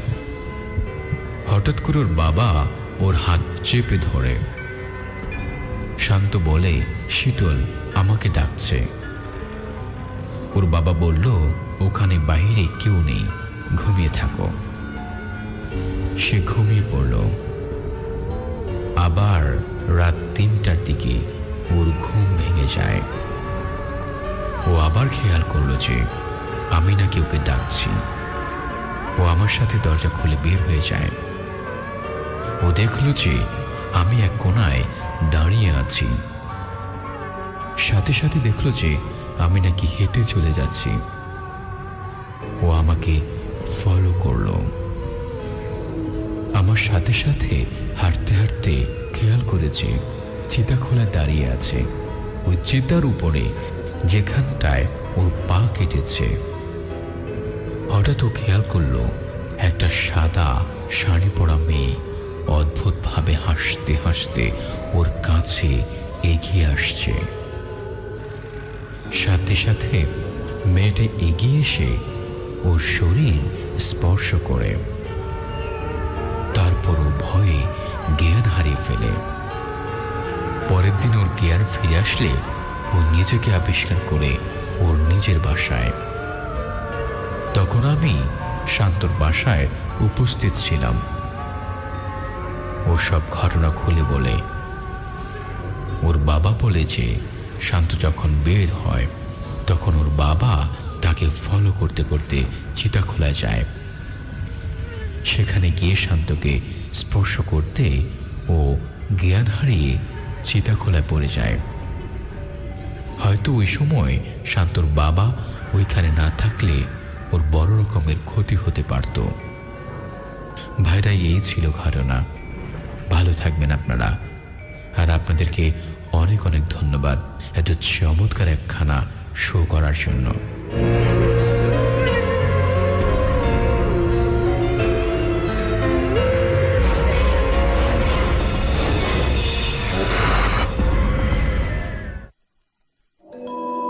শুনছেন ভৌতিক 90.8।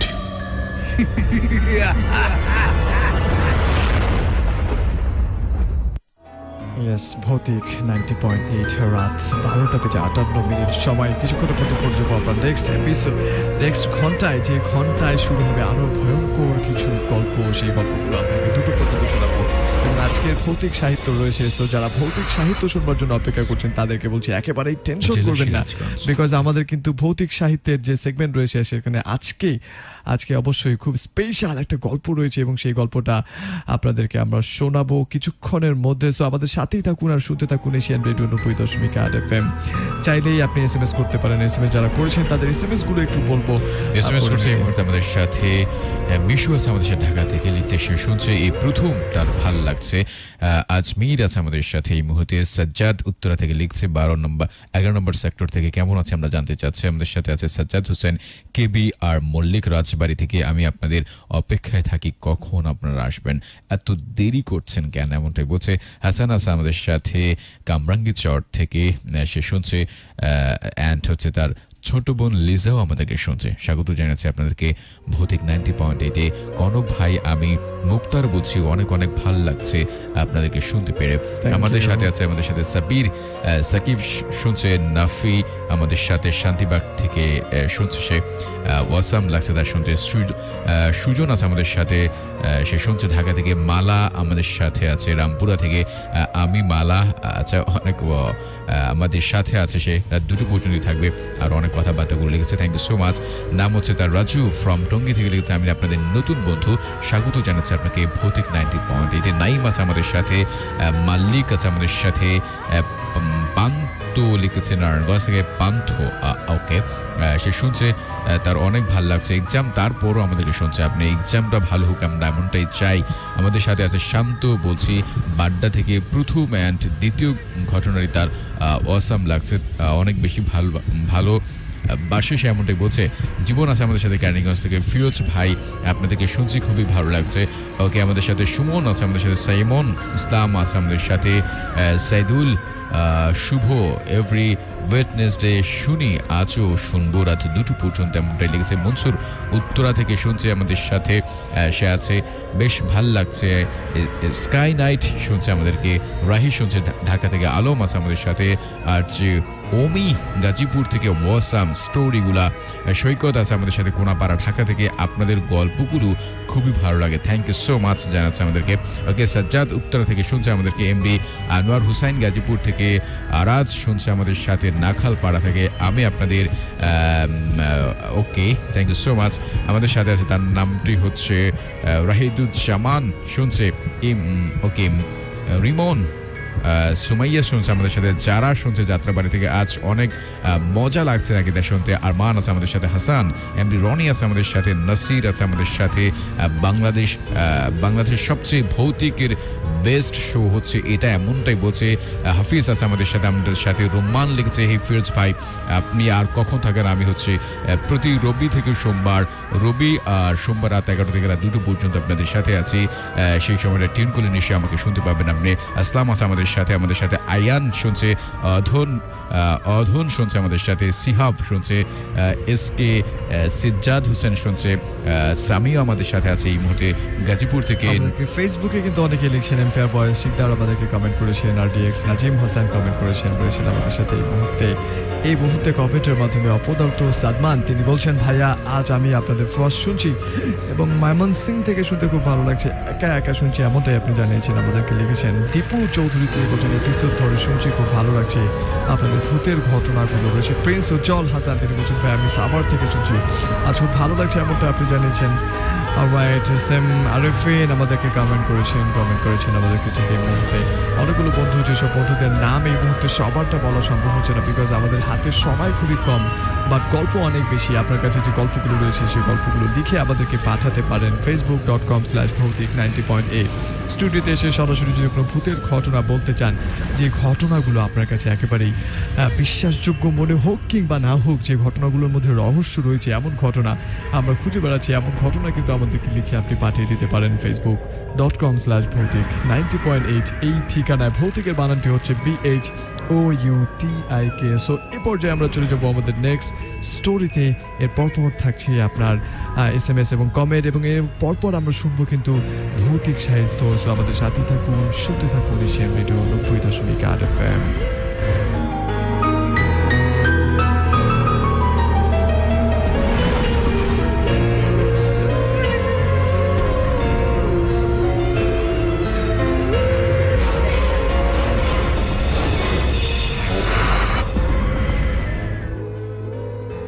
আসসালামু আলাইকুম, আমার নাম আলামিন। আমি দিনাজপুর জেলার বিরামপুর থানার কাতলা বাজারে থাকি। আমি একটা ঘটনা শেয়ার করব, যেটা আমার নিজের সাথে ঘটেছে। ঘটনাটা আমার সাথে আগের বছর অর্থাৎ 2015 সালে ঘটে। আমি তখন কাতলা হাই স্কুলের 10ম শ্রেণীর ছাত্র ছিলাম। তখন আমি কাটলাতে অবস্থিত অগ্রগতি কোচিংয়ে পড়তাম। এসএসসি পরীক্ষার জন্য 3 মাস আগে আমি সহ আমার 11 জন বন্ধু একসাথে কোচিংয়ে থাকতাম। বলে রাখা ভালো যে আমাদের কোচিংটি একটি বাড়ি ছিল, যেখানে আমাদের আগের ব্যাচের বড় ভাইরাও থাকতেন। তাদের সাথেও আদি ভৌতিক ঘটনা ঘটেছিল। যাই হোক, সেদিকে যাচ্ছি না। তো একদিন আমার বন্ধুরা সবাই একসাথে ঘরে রাতের খাবার খাচ্ছিলাম। আমি আগেই খেয়েছিলাম, তাই ওরা যতক্ষণ খাচ্ছিল না ততক্ষণ আমি একটি ঘরের দরজা লাগিয়ে দিয়ে একা একা ইংরেজি পড়ছিলাম। দরজাটা লাগিয়ে দেওয়ায় ঘরটি প্রায় নিস্তব্ধ হয়ে গিয়েছিল। পড়তে পড়তে হঠাৎ একটা সময় আমি একটা গলায় আওয়াজ শুনতে পাই। গলাটা ছিল খুব চাপা কণ্ঠে, তাই শব্দটা আমি স্পষ্ট বুঝতে পারছি না। আমি এটা ইগনোর করি, একটা শব্দ হতেই পারে স্বাভাবিক, আমি পড়ায় মনোযোগ দিলাম। বলে রাখা ভালো, নিঃশব্দে পড়ছিলাম। এই শব্দ হওয়ার ঠিক 5 থেকে 7 সেকেন্ড পরে ঠিক একই কণ্ঠে একই শব্দ আবার শুনতে পেলাম। আমি লক্ষ্য করলাম যে শব্দটি আমার বাম পাশে যে দেওয়ালটা আছে সেখান থেকে আসছে। আমি ঘরে একা, তাই খুব ভয় পেয়ে গেলাম আর দোয়া পড়তে শুরু করলাম এবং মনে মনে এটা চাইলাম যে আমার ভয় পাওয়ার কারণটা যেন ভুল হয়। একসময় আমি ঘর থেকে যে বের হব এই বুদ্ধিটা হারিয়ে ফেলেছিলাম। তারপর আমি যেটা চাইনি সেটা হলো ঠিক 5 থেকে 7 বার সেই একই ঘটনা পুনরায় ঘটতে থাকলো, কিন্তু এবারও আমি শব্দটা বুঝতে পারিনি। এবার আমি নিশ্চিত হলাম যে এটা স্বাভাবিক কিছু নয়। তখন আমার শরীরের কোনো শক্তি ছিল না। মনে হলো যেন কোনো একটা অজানা শক্তি আমাকে ওখান থেকে বের হতে সাহায্য করল। আমি দ্রুত বের হয়ে আমার বন্ধুদের কাছে গেলাম এবং তাদেরকে আমার হৃৎপিণ্ড কাঁপানো দেখালাম। আমার হৃৎপিণ্ডটা এত বৃদ্ধি পেয়েছিল যে মনে হয় আমি কোথাও থেকে দৌড়ে হাঁপিয়ে এলাম। বন্ধুরা আমার এই অবস্থা দেখে সবাই খুব অবাক হলো। তারা আমাকে কারণ জিজ্ঞেস করলো। আমি তাদের সব ঘটনা খুলে বলি। ভাইয়া, আমরা সবাই জানতাম যে এই বাড়িতে জিনের অস্তিত্ব আছে। এটাও জানতাম যে সেটা কারো ক্ষতি করে না। এই ছিল আমার ঘটনা। পড়ে শোনালে অনেক খুশি হব।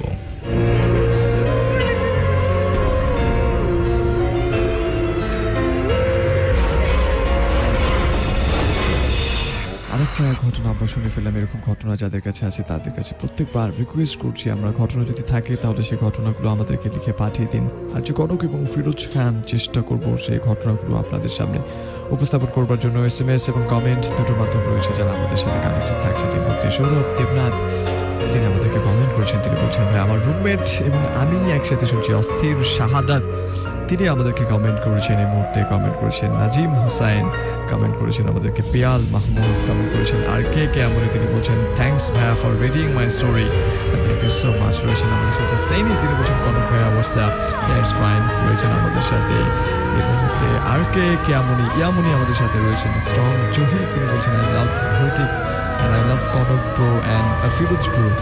Alright, রয়েছেন সাব্বির, রয়েছে সিমন, তিনি বলছেন ভাই আমি হরর মুভি দেখে 2 দিন আক্রান্ত ছিলাম, যে মুভিটার নাম ছিল death of a ghost hunter. So you people may watch this movie.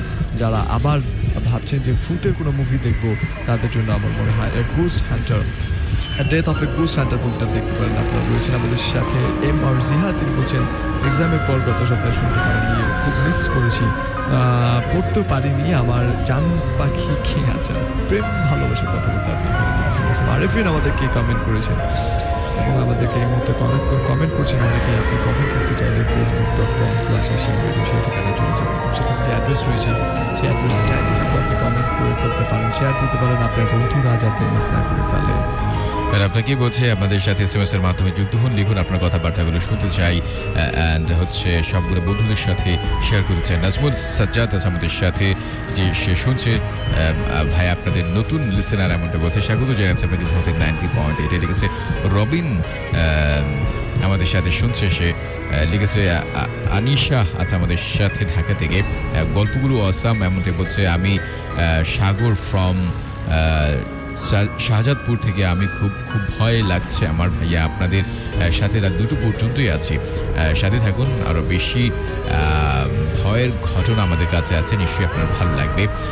Jisan আছে আমাদের সাথে, জেসমিন আমাদের সাথে শুনছে, অনেক এক্সাইটেড, সে গল্পগুলো শুনে খুব এনজয় করছে। মিতু আছে আমাদের সাথে নন্দিনী পাড়া থেকে, ঘটনাগুলো অনেক ভয় লাগছে, গ্রামে এরকম ঘটনা সাধারণত আগে ঘটতো এমনটাই সে আমাদেরকে জানিয়েছে, নিশ্চয়ই আমরা বিশ্বাস করি। অকুল সাগর আছে আমাদের সাথে, সে শুনছে, আজ প্রথম আমাদেরকে SMS করছে। প্লিজ আমার SMS টি করবেন, এমনটাই আমাদেরকে অনেক রিকোয়েস্ট করেছে। ওকে, আপনাকে স্বাগত জানাচ্ছি ভৌতিক 90.8-এ। নূর হোসাইন আছে আমাদের সাথে, শুনছে নারায়ণগঞ্জ থেকে। সবসময় সাথে থাকবে মাহি কুড়িল থেকে আমাদের সাথে শুনছে, দুটো পর্যন্ত থাকবে আমাদের বলছে। সাগর আছে আমাদের সাথে রানিগঞ্জ থেকে, শুভ আছে আমাদের সাথে সিলেট থেকে শুনছে, তেজগাঁও থেকে আমাদের সাথে শুনছে রাহান আছে, আরেকজন রাহান আছে আমাদের সাথে মুগদা থেকে, ফিরোজ ভাই আচ্ছা আইসক্রিম স্টোরিটা তার অন্য কোনো একটা জায়গায় থেকে শুনছে আমরা বলছে। ময়মনসিং থেকে আমাদের সাথে আছে মাহবুব, ওকে 2 মাস পর আমাদের সাথে জয়েন করছে ফ্রি হয়ে, মানে কোনো একটা কাজে হয়তো ব্যস্ত ছিল। তুহিন আছে আমাদের সাথে ঢাকা থেকে, সাজ্জাদ আছে যাত্রাবাড়ি থেকে, শামারা আমাদেরকে শুনছে এই মুহূর্তে, রক্তিম গাজীপুর থেকে শুনছে, খুবই ভালো লাগছে। সোহেল আছে আমাদের সাথে মাদারীপুর থেকে, এমডি সোলাইমান ফার্ম গেট থেকে শুনছে রেকর্ডিংটা। ওকে ঠিক আছে। এমডি আনোয়ার গাজীপুর থেকে আমাদের সাথে আছে, এলেক্স আছে আমাদের সাথে, আর সে তানভীর গাজীপুর থেকে, নাম হচ্ছে তার পাপ্পু ফার্ম গেট থেকে শুনছে আমাদেরকে, খুবই ভালো লাগছে। জাহিদ আছে আমাদের সাথে যাত্রাবাড়ি থেকে, 3 নম্বর স্টোরিটা তার অনেক বেশি ভালো লাগছে। পাবনা থেকে আমাদের সাথে জীবন আছে আমাদের সাথে, নাইম আছে এই মুহূর্তে আমাদের সাথে SMS এর মাধ্যমে। আপনারা আমাদের সাথে SMS এর মাধ্যমে যুক্ত হন, লিখুন আপনার মোবাইলে মেসেজ অপশনে গিয়ে প্রথমে টাইপ করুন AR স্পেস আপনার নাম স্পেস আপনার লোকেশন স্পেস আপনার কথাবার্তাগুলো লিখে পাঠিয়ে দেবেন 2323 এই নাম্বারটিতে। এই পর্যায়ে আমরা চলে যাবো আরেকটা স্টোরিতে। আপনার কথাবার্তা এবং বক্তব্যগুলো করতে থাকুন। আমরা ফিরছি স্টোরি শোনার পর, দারুণ দুটো স্টোরি শোনার পর ফিরছি।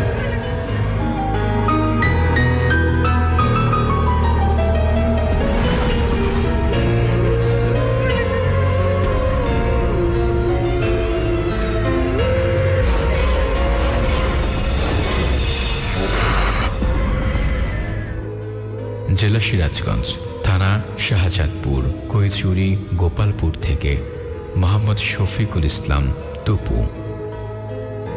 ঘটনাটি আমার মামার কাছ থেকে শোনা। ঘটনাটি ঘটে আমার মামার চাচাতো ভাই সুমনের সাথে। সে প্রতিদিনের মতো রাতে বাজার থেকে ফিরছিল। তখন রাত 12টা। বাজার থেকে আসার পথে সামনে পড়তো একটি মাঠ। মাঠের আশেপাশে কোনো বসত বাড়ি ছিল না, সেখানে কেউ থাকতো না। বাজার থেকে আসার পথে সামনে পড়তো একটি মাঠ। মাঠের কোণে ছিল একটি বসত বাড়ি, সেখানটায় কেউ থাকতো না। সুমন যখন সে বাড়ির কাছে আসলো, একটি বাচ্চার কান্নার শব্দ শুনতে পেল। বাচ্চা ছেলেটি সুমনকে বলে, আমাকে একটু পানি দাও। ভয়ে ভাইয়ার লোম খাড়া হয়ে আসছিল। কাছে পিঠে কোনো বাড়ি ছিল না। একটু পরে দেখে সে বাচ্চাটি ধপধপে সাদা একটি ঘোড়ায় পরিণত হয়ে গেছে। ঘোড়াটি সাধারণত কোনো ঘোড়ার মতো নয়। ঘোড়াটি সুমনের চারপাশে হাঁটতে লাগলো। তা দেখে সুমন মাটিতে পড়ে গেল। সে নিজেকে আবিষ্কার করলো তার বিছানায়। ঘটনা এখানে শেষ হতে পারত, কিন্তু তা নয়। তার কানে বাচ্চার কান্না রোজ রাতে ভেসে আসত। তার কিছুদিন পরে সে বাড়ির কাছে সুমনের লাশ অর্ধেক পুঁতা অবস্থায় পাওয়া যায়। পরে জানা যায় সে বাড়িতে একটি বাচ্চাকে মেরে পুঁতে রাখা হয়েছিল। সুমনের মৃত্যুর কারণ, বাচ্চাটিকে সে পানি দেয়নি।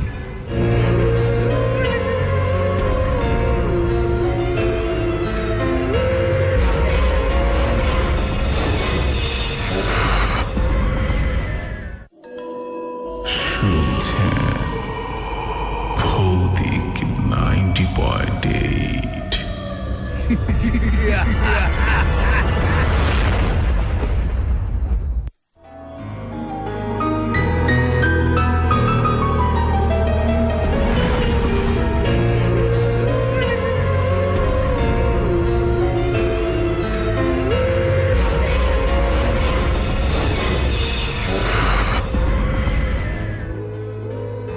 আমার সাথে ঘটে যাওয়া একটি ঘটনা আজকে আপনাদের কাছে লিখে পাঠালাম। আমি ঘটনা সরাসরি শুনতে পারি না, ডাউনলোড করে শুনি। এবার সরাসরি ঘটনায় যাই। বলে রাখা ভালো, আমি ছিলাম পরীক্ষার্থী। ঘটনাটি ঘটে আমার টেস্ট এক্সামের আগে। আমার পরীক্ষার জন্য আমি অনেক রাত জেগে পড়াশোনা করতাম। সেদিন রাতে অনেক বৃষ্টি হয়েছিল। আমি আমার পড়া শেষ করে বাহিরে গেলাম। বলে রাখা ভালো, বর্ষার সময় পুকুর থেকে কই মাছ ওঠে। তখন রাত আনুমানিক 1টা বাজে। আমি পুকুরের দিকে তাকিয়ে দেখলাম একটি সাপ একটি মাছকে খাচ্ছে। সাপটি দেখতে অনেক রঙিন। আমি তো দেখে সাপকে মারতে চাই। আমি তাকে বাড়ি দিলে তাকে আর দেখি না। তা দেখে আমি অনেক ভয় পেয়ে যাই। এরপর থেকে আমি ওই সাপটিকে সব জায়গাতেই দেখতে পাই। আমি ঘুমাতে পড়তে রাস্তায় সবখানে দেখি। প্রথমে আমি অনেক ভয় পাই, কিন্তু এখন আর ভয় পাই না। প্রথমে আমি মানসিকভাবে অসুস্থ হয়ে পড়ি। এতে আমার পরিবারের অনেক ক্ষতি হয়। এখন এটি আমার কাছে সাধারণ একটি ব্যাপার। আমি এখনো বুঝতে পারছি না কেন এরকম ঘটছে আমার সাথে। আমি কেনই বা এই সাপটাকে প্রতিনিয়ত দেখতে থাকি। জানি না এই ঘটনাটি ভৌতিক কিনা। সবাই আমার জন্য দোয়া করবেন।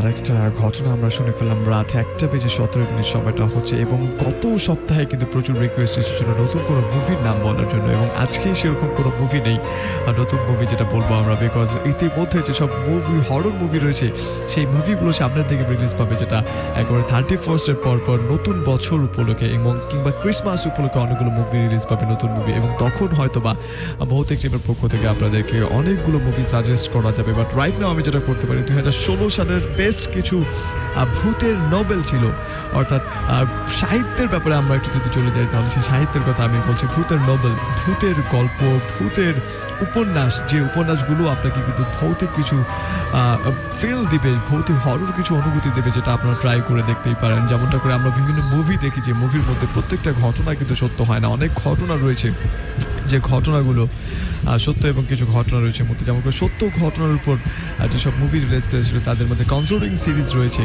যেটির অলরেডি 2টো পার্ট বের হয়েছে। এই মুভিগুলো দেখতে পারেন। আর যারা ভাবছেন যে দেখবেন না, পড়বেন, বই পড়তে সব থেকে বেশি কমফোর্ট ফিল করেন, তারা এই মুহূর্তে পড়ে ফেলতে পারেন দ্য ফায়ারম্যান নামক চমৎকার এই বইটি, যে বইটি লিখেছেন জো হিল। আরেকটিবার বলছি, দ্য ফায়ারম্যান নামক চমৎকার এই বইটি জো হিল লিখেছেন, এবং এই বইটিতে একটি ভূত কিভাবে বাস্তবে পরিপূর্ণ একজন খুনি হয়ে থাকে, এবং শেষের দিকটা চমৎকার কিছু ফিনিশিং দিয়েছে, এবং পুরো বই ব্যাপী কিন্তু বেশ কিছু রহস্য রয়েছে, যে রহস্য উন্মোচিত হয়েছিল একেবারে শেষের দিকটায়। সো আই গেস যারা বই পড়তে পছন্দ করেন তারা এটা দেখতে পারেন। ফায়ারম্যান, এটি বাংলা কোনো বই না, ইংরেজি বুক। সো আই গেস এটা আপনাকে হেল্প করবে। এন্ড অফ দ্য ওয়াচ নামক আরেকটি বই রয়েছে, যে পুরো পৃথিবীব্যাপী 2016 সালের মধ্যে টপ 10 বইগুলোর মধ্যে রয়েছে, এবং যে বইটি লিখেছে স্টিফেন কিং মানে হচ্ছে the best writer. So I guess আপনারা এই বইটাও পড়তে পারেন। চিলড্রেন অফ দ্য ডার্ক আরেকটি নাম শুনলেই বোঝা যায় এই নোবেলের ভেতরে দারুণ কিছু রয়েছে, যেই বইটি লিখেছেন জোনাথন জান্স, আরেকজন famous writer. So I hope এই 3টা বই, যে বইগুলো আপনারা ট্রাই করতে পারেন, যারা মুভির কথা না, যারা বই কথা পড়ার কথা ভাবছেন, পুরো স্ট্যান্ডার্ড ওয়ার্ল্ড ক্লাস স্ট্যান্ডার্ডের বেশ কিছু সাহিত্য, the fireman, the end of the Bill and the children of the dark নামক চমৎকার এই 3টি বই। এ পর্যায়ে বলছি যারা SMS এবং কমেন্ট করছেন তারা করতে থাকুন। আমরা এই মুহূর্তে বেশ কয়েকটা SMS নিয়ে চলে যাব আবার নেক্সট স্টোরিতে। এস রংপুর বয় আমাদের সাথে আজিমপুর থেকে লিখেছে শেয়ার, তার বন্ধু তরুণ শুনছে, তাদের কাছে ঘটনা আছে। নিশ্চয়ই আপনারা যদি ঘটনা পাঠাতে চান তাহলে facebook.com/bhautik90.8 সেখানকার আমাদের যে পেজটা আছে সেখানে গিয়ে ইনবক্স করে বাংলায় সুন্দর করে আপনার ঘটনাটি সাজিয়ে লিখে পাঠাবেন, আমরা প্রত্যাশা করি। ইয়াসিন লালবাগ থেকে আমাদেরকে শুনছে, মনির শুনছে আমাদের এই মুহূর্তে, জিসান বাড্ডা থেকে শুনছে, কুমিল্লা থেকে বলছি কিন্তু শাহরিফ খান সে আমাদেরকে শুনছে, রাত্রি আমাদের শুনছে, রবিন শুনছে আমাদের এই মুহূর্তে, আলামিন আছে আমাদের সাথে, কেরানীগঞ্জ থেকে শ্রিয়া আছে আমাদের সাথে, আজিমপুর থেকে। এইভাবে দেখতে পাচ্ছি অনেক বন্ধুরা আছে আমাদের সাথে। আপনিও আমাদের সাথে জয়েন করুন আপনাকে আহ্বান করছি। আমার ফেসবুক মাধ্যম রয়েছে, যে মাধ্যমে আপনি কমেন্ট করছেন এবং অনেকেই কমেন্ট করছে। তাদের মন্তব্যগুলো এই মুহূর্তে আমরা পড়তে যাচ্ছি না, বিকজ এই মুহূর্তে আমরা চলে যাব নেক্সট স্টোরিতে। শুনছেন ভৌতিক 90.8।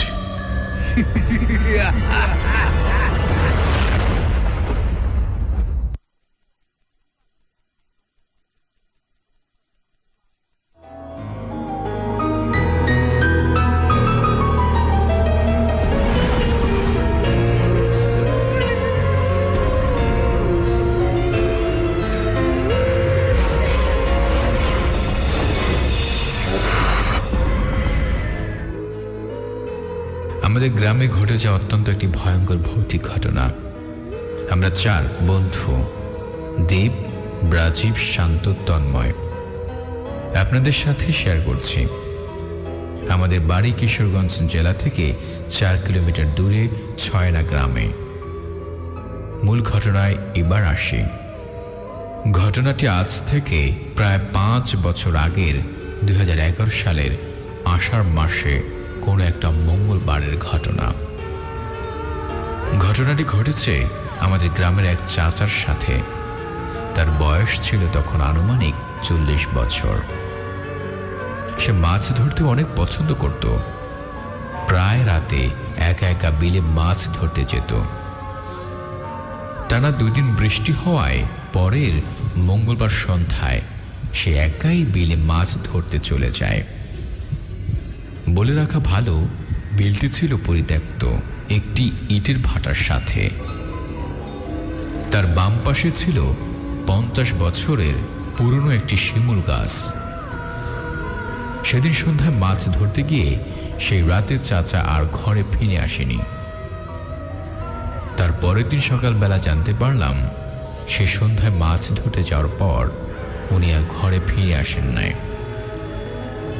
এলাকার সবাই মিলে আমরা বিলে, জলাধার সব জায়গায় খোঁজার পরও তাকে পাওয়া গেল না। আর তার মাঝে পুরো একটি দিন কেটে গেল।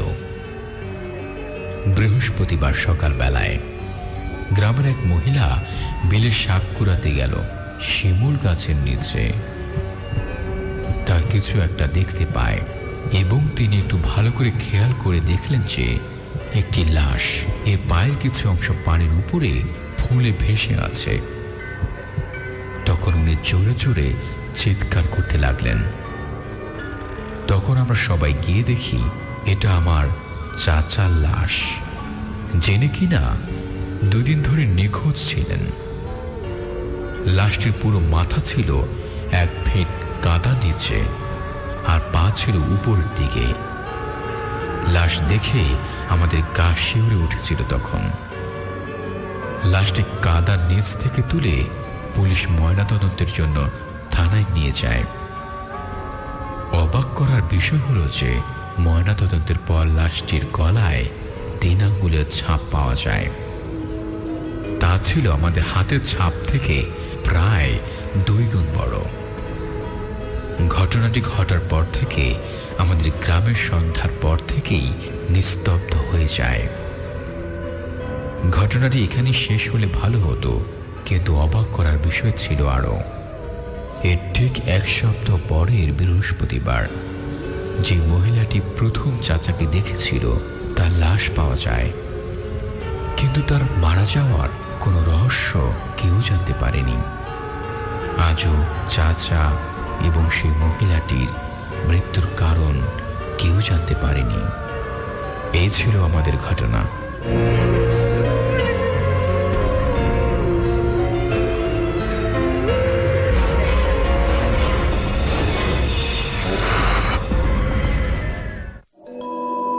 শুনছেন ভৌতিক 90.8।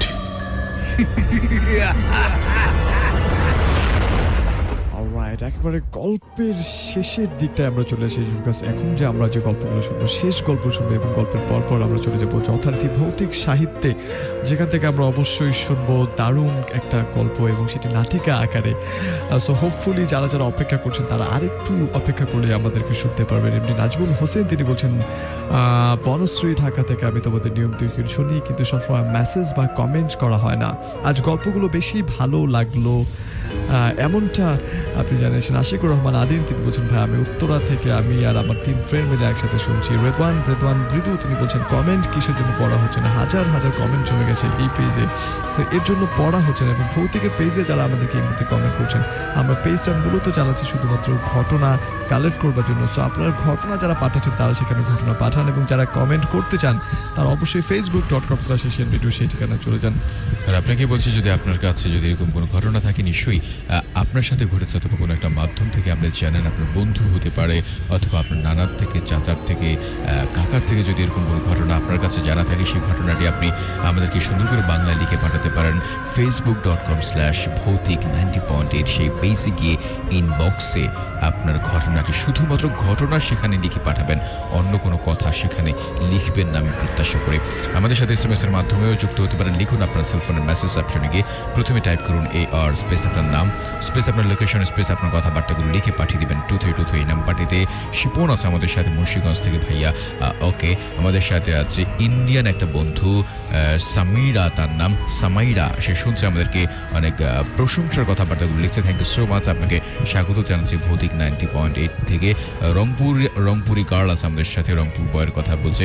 আরেকটা বন্ধু লিখেছে যে না আপনি ওকে, ঠিক আছে, আমি পরে জানাচ্ছি আপনাদেরকে, শুনতে থাকুন। এই মুহূর্তে অনেক বন্ধুরা আছে আমাদের সাথে। যেমনটা বলছিলাম যে আমরা চলে যাবো নেক্সট স্টোরিতে, এবং স্টোরিটা শুনে আমরা এর পর চলে যাবো ভৌতিক সাহিত্য। অ্যান্ড অফকোর্স তারও আগে আপনাদের 2 থেকে 3টার মতো কমেন্ট আমরা পড়বো।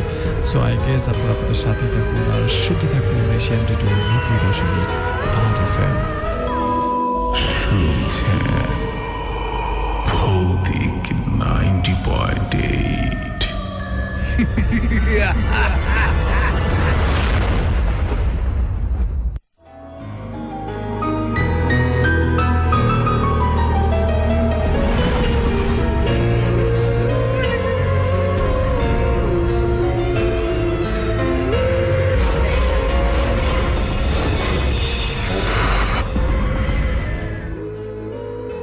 অনেকদিন ধরে ভাবছি একটি ঘটনা লিখে পাঠাবো, সময় ছিল না তাই পাঠাতে পারিনি। অনেক কষ্টের সময় বের করে লিখে ফেললাম। আমি শাওন, আমার বাড়ি জামালপুরের মাদারগঞ্জ থানায়। আমি আজ যে ঘটনাটি শেয়ার করব তা আমার কাকার সাথে ঘটে যাওয়া। আমার কাকার নাম ছিল মামুন। সে ছিল খুব সাহসী। তার একটি বাজে অভ্যাস ছিল, সেটি হলো মাছের নেশা। আমার কাকা মামুন, তিনি অনেক রাত পর্যন্ত একা একা মাছ ধরতেন। একদিন আমার কাকা বাজারে বসে চা খাচ্ছিলেন। এমন সময় কোথায় থেকে তার এক বন্ধু মিলন এসে আমার কাকাকে বলল, মামুন আজ রাতে মাছ ধরতে যাবি? আমার কাকা মামুন তো বেশ খুশি হয়ে গেলেন। আমার কাকা মামুন তার বন্ধু মিলনকে বলল, আজ রাতে তাহলে আমাকে ডেকে নিয়ে যাস। আমার কাকা মিলনকে একথা বলে সরাসরি বাড়ি চলে আসে। রাতে কাকা তার বন্ধু মিলনের জন্য অপেক্ষা করছে, কিন্তু কোনো এক কারণে কাকার বন্ধু মিলন আর আসলো না। যাই হোক, কাকা মনে মনে বিরক্ত হয়ে একাই মাছ ধরতে রওনা দিলেন। আমার কাকা নদীতে গিয়ে মাছ ধরা শুরু করে দিলেন। কিছু সময়ে মাছ ধরার পর কাকা কাউকে দেখতে পেলেন। কাকা সামনে এগিয়ে যায়, গিয়ে দেখে আমার কাকার বন্ধু মিলন মাছ ধরছে। কাকা খুব রাগ করলেন এবং সে যতই তার দিকে এগিয়ে যায়, তার বন্ধু মিলন ততই পেছনের দিকে যায়। আমার কাকা আস্তে আস্তে কোমর পানিতে চলে যায়। আমার কাকার তখন খেয়াল হলো এটা তার বন্ধু মিলন না, সে তাড়াতাড়ি শুকনোয় উঠে জোরে দৌড় দেয়।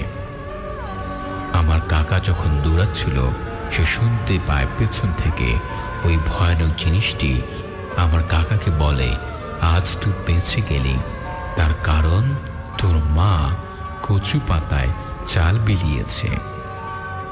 কাকা তখন ভয়ে ভয়ে অনেক জোরে দৌড় দিয়ে বাড়ির উঠানে চিৎকার দিয়ে জ্ঞান হারিয়ে ফেলে।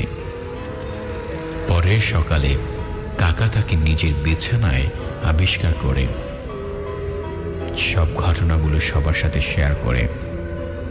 আমার কাকা তার কিছুদিন পরে মারা যায়। আমার কাকার জন্য আপনারা সবাই দোয়া করবেন। ভাইয়েরা, এই ছিল আমার ঘটনা। ভালো লাগলে পরে শোনাবেন।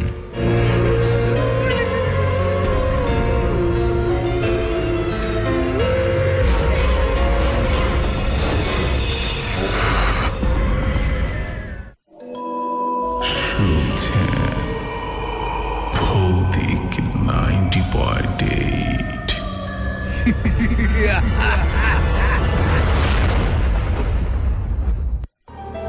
রাইট, আরেকটা ঘটনা আমরা শুনে ফেললাম। সো আমাদেরকে যারা SMS এবং কমেন্ট করেছিলেন পুরো সময়টা জুড়ে, এবং ভৌতিক সাহিত্যের জন্য যারা অপেক্ষা করেছিলেন এতক্ষণ পর্যন্ত, তাদের প্রত্যেকের জন্য সেই মাহেন্দ্রক্ষণ চলে আসলো। আমরা কিছুক্ষণের মধ্যেই সেই স্টোরিটা প্লে করে শুনবো, নাটকটা প্লে করে শোনাবো, যে নাটকটা আপনারা মূলত শুনতে চান। এবং যারা আমাদেরকে কমেন্ট করেছিলেন শুরু থেকে শেষ পর্যন্ত, তাদের কাছে অনেক বেশি কৃতজ্ঞতা জ্ঞাপন করছি। এবং এই মুহূর্তে যারা আমাদেরকে কমেন্ট করছেন, জিহাদ, RDX নাজিম, শেখলিন মুন, SM আরেফিন, MD মুকাদ্দাস তিনি, এবং আমাদের সাথে রয়েছেন এই মুহূর্তে রাফিদ, আমাদের সাথে রয়েছেন RDX, এগেন হোসেন রয়েছেন আমাদের সাথে, আদনান আমাদেরকে বলছেন যে কনক ভাই অনেকদিন পর তোমাকে শুনছি, থ্যাংক ইউ ভাই আমাকে শুনবার জন্য। রয়েছেন আমাদের সাথে নাজিম হাসান, আমাদের সাথে এই মুহূর্তে রয়েছেন সাদমান, তিনি বলছেন ভাই আজ আপনাদের ফার্স্ট শুনছি। মাইমান সিং থেকে সাব্বির রয়েছে, ইমন আমাদেরকে বলছেন শনির একটা থেকে শুনছি, সবসময় আপনাদের শুনে থাকি, and I really love Bhoutik and I love. Alright, thank you ভাই। রয়েছেন আমাদের সাথে প্রিন্স উজ্জ্বল হাসান, আমি সাভার থেকে শুনছি, আজ খুব ভালো লাগছে। আমি উজ্জ্বল, আবার বন্ধু আশিক এবং সজীব মিলে দুজন একসাথে আমাদেরকে শুনছেন, এমনটাই জানিয়েছেন। রয়েছেন নাইম ফেরদৌস, তিনি বলছেন কনক ভাই আমাদের কমেন্ট কিসের জন্য পড়ছেন না, অনেকগুলো কমেন্ট জমে গেছে, যে কমেন্টগুলো পড়া সম্ভব হচ্ছে না। বেশ কয়েকটা SMS নিয়ে আমরা সেই মাহেন্দ্র সেগমেন্টে চলে যাবো, সো একটু ওয়েট প্লিজ। ইয়েস, আপনাকে বলছে এই ভৌতিক সাহিত্য যতক্ষণ পর্যন্ত আপনি শুনবেন, আর আমাদের কাছে SMS করে আপনার মতামত লিখে জানাবেন। লিখেছে অনেকগুলো বন্ধু, তার আগে আপনাকে বলছি লিখুন AR স্পেস আপনার নাম স্পেস আপনার লোকেশন স্পেস আপনার কথাবার্তাগুলো লিখে পাঠিয়ে দেবেন 2323 এই নাম্বারটিতে। ধানমন্ডি থেকে আমাদের সাথে আছে আফিন, শুনছে খুবই ভয় পাচ্ছে। MD ইয়াসিন লিখেছে লালবাগ থেকে অসাধারণ গল্পগুলো। DX আমাদের সাথে আছে, MD ইয়াসিন খান আছে আমাদের সাথে, মিম আছে আমাদের সাথে 1 নাম্বার থেকে, মিম শুনছে, উজ্জ্বল হুসাইন শুনছে, ইমরান শুনছে, সামি আছে আমাদের সাথে, ইকরামুল হক শুনছে, শুভ্র মল্লিক শুনছে, উজ্জ্বল সিলেট থেকে শুনছে খুবই ভয় পাচ্ছে। এভাবে অসংখ্য বন্ধুর SMS করছে আমাদের, কিন্তু সময়ের কারণে হয়তো আমরা সবার SMS পড়তে পারিনি, বাট চেষ্টা করবো আমরা আপনাদের SMSগুলো পড়ার জন্য। সো লিখতে থাকুন আর ভৌতিক সাহিত্য শুনতে থাকুন। অলরাইট, সো আমরা চলে এসেছি আমাদের সেই ভৌতিক সাহিত্যে, আমাদের সাথেই থাকুন আর শুনতে থাকুন এশিয়ান রেডিও 90.8 FM। শুনছেন ভৌতিক 90.8।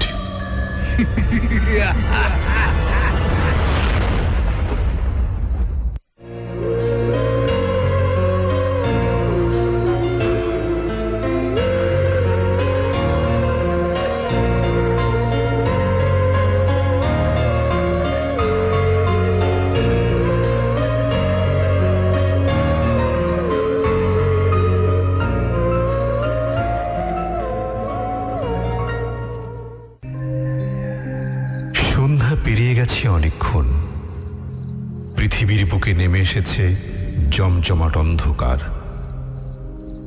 দেবকুমার বুঝতে পারল সে পথ হারিয়ে ফেলেছে। বন্ধু রজতের বাড়ি খুঁজে বার করা একেবারেই অসাধ্য। কত চেষ্টাই তো করল সে, কিন্তু রজতের বাড়িতে ফিরে যাওয়ার পথ সে খুঁজে বার করতে পারল না। মনে মনে জেগে ওঠে তার শত অনুতাপ। রজত তাকে বারণ করেছিল, সে বলেছিল বারবারই, শোনো দেবকুমার, এসব পাহাড়ের জায়গা একেবারেই ভালো নয়। এইখানে সেখানে কত বিপদ পেতে বসে আছে, কাজে বিকেল 5টা না বাজতেই ফিরে এসো। সে তখন হেসেছিল বিদ্রুপের হাসি। একটা শক্ত সমর্থ জোয়ান ছেলে সে। পাহাড়ে পথ বলেই কি তার বিপদ হবে? সে কি 5 বছরের কচি ছেলে যে তাকে সহজে কেউ বিপদে ফেলতে পারে? তখন এমনি কত কথায় তার মনে হয়েছিল, কিন্তু এখন যে বাচ্চা ছেলের মতোই সে পথ হারিয়ে ফেলল। এখন কোথায় সে যাবে? কেই বা তাকে আশ্রয় দেবে?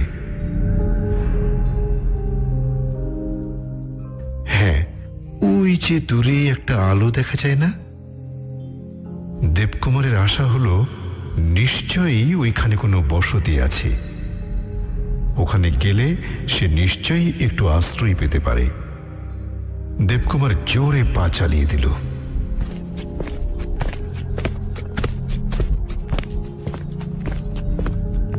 মিনিট 10 পরেই দেখা গেল এক প্রকাণ্ড বাড়ি তার সম্মুখে দাঁড়িয়ে। বাড়িটি জীর্ণ পুরাতন হলেও বুঝতে কষ্ট হয় না যে এককালে এর পেছনে ছিল বিরাট ধনীর কোনো ইতিহাস।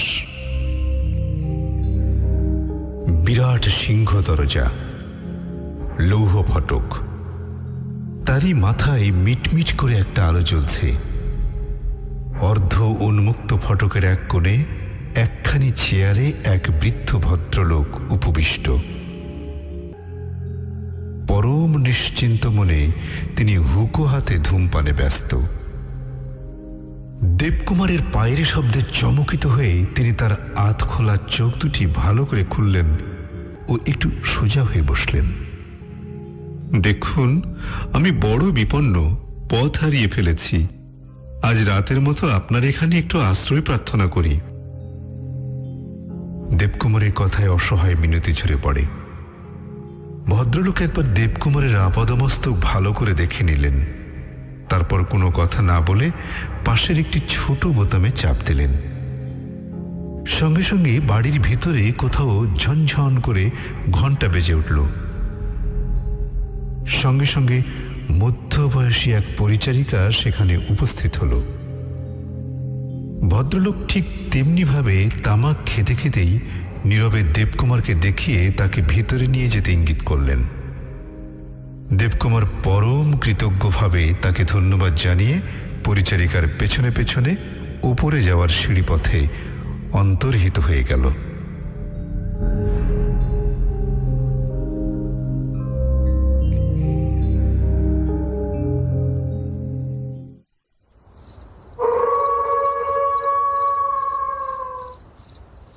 মাঝরাতে ঘুম ভেঙে গেল হঠাৎ।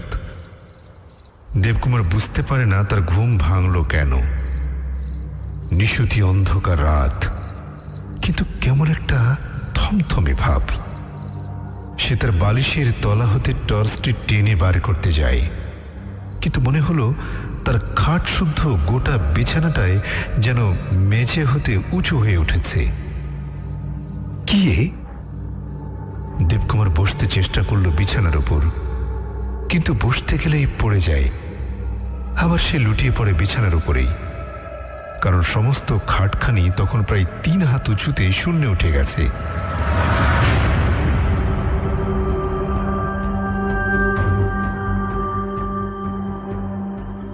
দেবকুমার ভীত সন্ত্রস্ত ভাবে শেষ পরিণতি লক্ষ্য করতে লাগল। সহসা ধপ করে খাটখানি পড়ে গেল।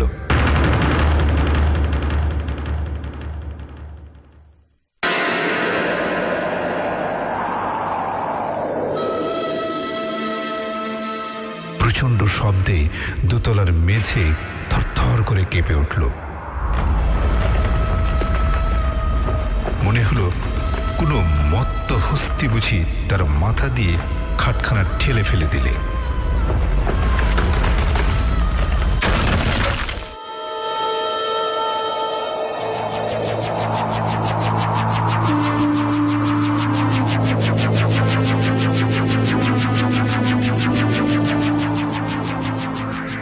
পরক্ষণেই একটা কনকনে ঠান্ডা হাওয়া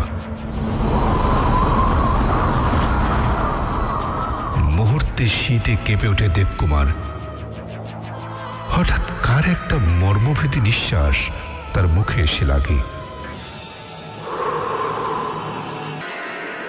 কিন্তু এত ঠান্ডা নিঃশ্বাস কি কখনো কারো এত ঠান্ডা হয়? এ যেন বরফের ছুরি। দেবকুমার না জানি কোন এক অজানা ভয়ে কখন তার চোখ অনেকটা বন্ধ করে ফেলেছিল, কিন্তু আসলে সে তো ভীরু নয়, সাহসী বলে তার রীতিমতো সুনামি ছিল। কাজেই তার সমস্ত জড়তা ও ভয় সে এইবার দূরে ঠেলে ফেলে দেয়। পূর্ণ বিস্ফারিত চোখে তাকায় সে, কিন্তু চাইতেই ও কি খোলা জানালায় একখানা বিভৎস মুখ।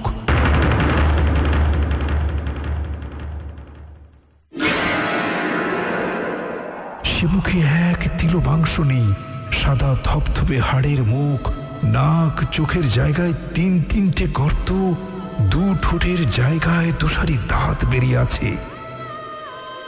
এক মুহূর্তের জন্য দেবকুমারের মাথাটা ঘুরে গেল, তার চোখ দুটি আপনা হতে বন্ধ হয়ে গেল। হঠাৎ একটা বিশ্রী হাসির শব্দে চমকে ওঠে দেবকুমার।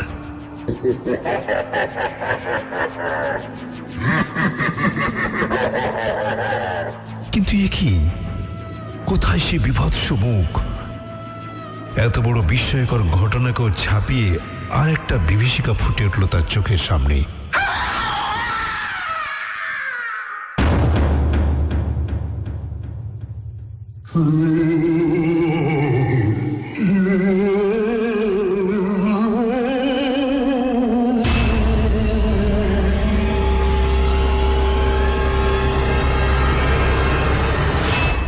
সে দেখে দুটি করুণ চোখ।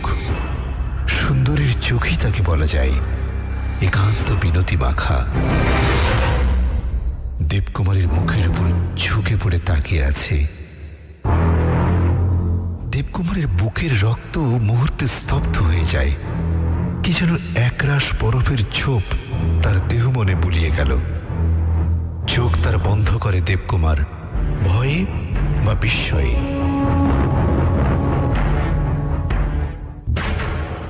পরক্ষণেই আবার সে চোখ মেলে তাকায়, কিন্তু তখনও সেই চোখ ঠিক তেমনি ভাবে তার মুখের উপর ঝুঁকে আছে। সহসা একটা প্রচন্ড শব্দ, সজোরে দরজাটা কে খুলে ফেলল। পরক্ষণে একটা প্রকাণ্ড জোয়ান লোক ঝড়ের বেগে ঘরে ঢুকেই সে এক লাফে মহিলার দিকে এগিয়ে এলো। তারপর মুহূর্ত মধ্যে তার চুল ধরে টেনে তাকে মাটিতে ফেলে দিল।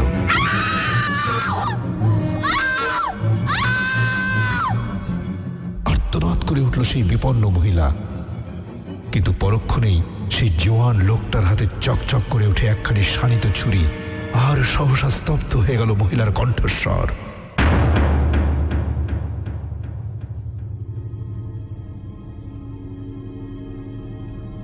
দেবকুমারের চোখের সম্মুখে রক্তের নদী বয়ে যায়। মহিলার রক্তাক্ত দেহ তার মাঝখানে। দেবকুমার সে দৃশ্য আর দেখতে পারে না, ভয়ে সে চোখ বন্ধ করল।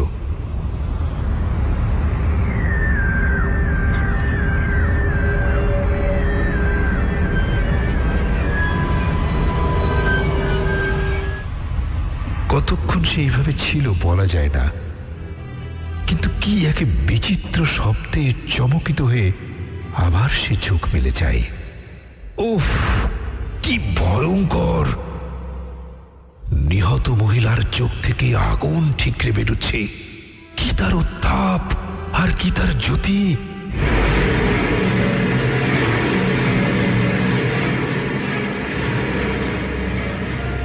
সমস্ত ঘরে যেন আগুন জ্বলে উঠেছে, আর সেই আগুনের মাঝখানে রক্ত সমুদ্রে সেই সুন্দরী মহিলা, তার সর্বদেহ রক্ত মাখা, বুকের এক পাশ দিয়ে তখনও বয়ে চলে ফুটন্ত রক্তস্রোত।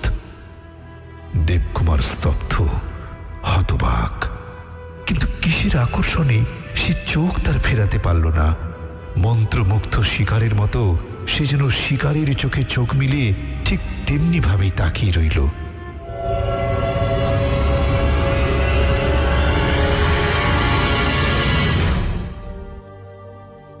মহিলা হিংস্র দৃষ্টিতে চারিদিকে তাকায়, ঠোঁট তার কেঁপে ওঠে।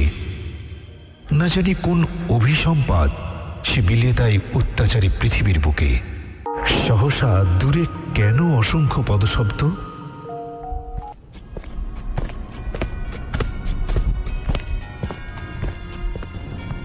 দূর হতে কাছে, ক্রমশ আরো কাছে, কি যেন কত লোকজনের পদশব্দ নৈশ স্তব্ধতা ভারী করে তোলে।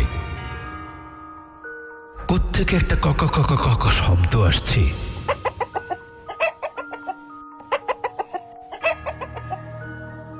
ঠিক তেমনি সহসা দূরে কেন অসংখ্য পদশব্দ। দূর হতে কাছে, ক্রমশ আরো কাছে, কে জানে কত লোকজনের পদশব্দ নৈশ স্তব্ধতা ভারী করে তোলে। দেবকুমার বুঝতে পারে একজন দুজন নয়, অসংখ্য লোক হিংস্র শিকারীর মতো বাড়িতে ঢুকে পড়েছে। তাদের হই হল্লা ও অস্ত্রের ঝঞ্ঝায় আতঙ্ক সৃষ্টি হয়। সমস্ত পৃথিবী যেন দারুণ ভয়ে তার চোখ বন্ধ করে ফেলল। বুক কেঁপে ওঠে দেবকুমারের, কিন্তু সে বুঝি চিৎকার করবার শক্তিটুকু পর্যন্ত হারিয়ে ফেলেছে। হঠাৎ কিসের বিজয় উল্লাসে সমস্ত আকাশ বাতাস ধ্বনিত প্রতিধ্বনিত হয়ে উঠল। সঙ্গে সঙ্গে প্রচণ্ড বেগে ঝড়ের মতো ঘরে ঢুকে এক পাল যমদূত, সকলেই সশস্ত্র ভয়ঙ্কর। কিন্তু তাদের পুরোভাগে সেই মহিলার হত্যাকারী নৃশংস ব্যক্তি। খটখট খটখট হিড় হিড় করে টেনে তাকে ঘরে নিয়ে এলো যমদূতের দল। তারপর তার দেহের সর্বত্র এলো পাথাড়ি চলে অসংখ্য অস্ত্রাঘাত, ছোরা, তলোয়ার, সরকি, বল্লম তাকে প্রায় ভূমিতলে গেঁথে ফেলে। মহিলার ফুটন্ত রক্তের সঙ্গে তার সদ্য নিঃসৃত রক্ত মিশে একাকার হয়ে গেল। একটা বিভৎস অট্ট হাসিতে মহিলা উল্লসিত হয়ে ওঠে।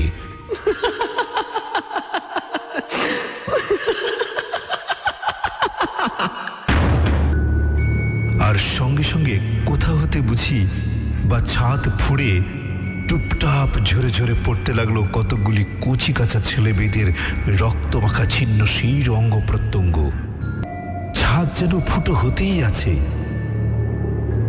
আর্তনাদ ও উল্লাসের চিৎকারে কান ঝালাপালা হয়ে যায়। আর ঠিক সেই মুহূর্তে প্রচণ্ড ভূমিকম্পে সেই বিশাল বাড়িখানির ভিত পর্যন্ত কেঁপে ওঠে। প্রলয় দোলায় কেঁপে ওঠে দেবকুমারের সমস্ত খাটখানি। টকবগে ফুটন্ত রক্ত তার কপালে ও মুখে ছিটকে এসে লাগে। কয়েকটা ভয়ঙ্কর হিংস্র যমদূত গোটা কয়েক বিভৎস কঙ্কাল সহ অবশেষে দেবকুমারের দিকেও তেড়ে এলো। ভয়ে শিউরে উঠল দেবকুমার। দুহাত মাথায় তুলে সে প্রাণপণে চিৎকার করে ওঠে, বাঁচাও, বাঁচাও!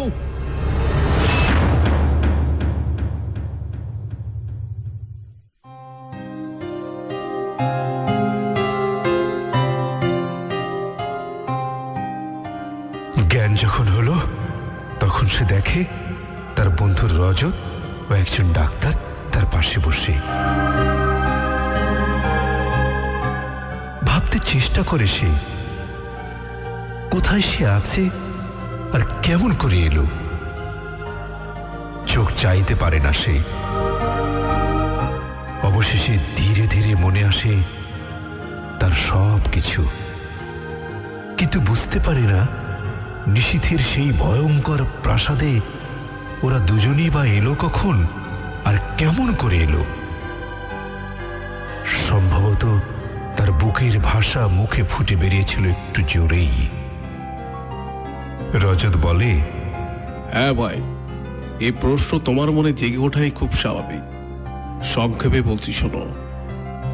অনেক রাতে তুমি যখন ফিরলে না, তখন আমার এই ডাক্তার বন্ধুটিকে নিয়ে তোমায় খুঁজতে বের হই। এই বাড়িটা আমার বাড়ি হতে প্রায় মাইল 3 দূর।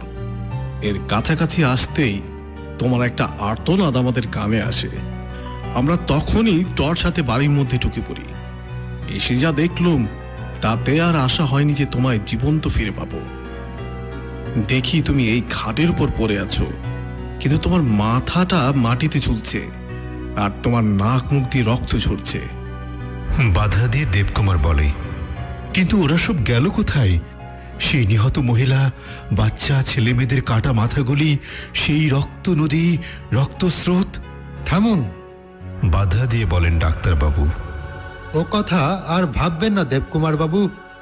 এই বাড়িটা ভূতের বাড়ি। যা কিছু আপনি দেখেছেন সব ভৌতিক ব্যাপার দেখেছেন, আসলে কিছুই সত্য নয়। কিন্তু মিছামিছি এমন একটা।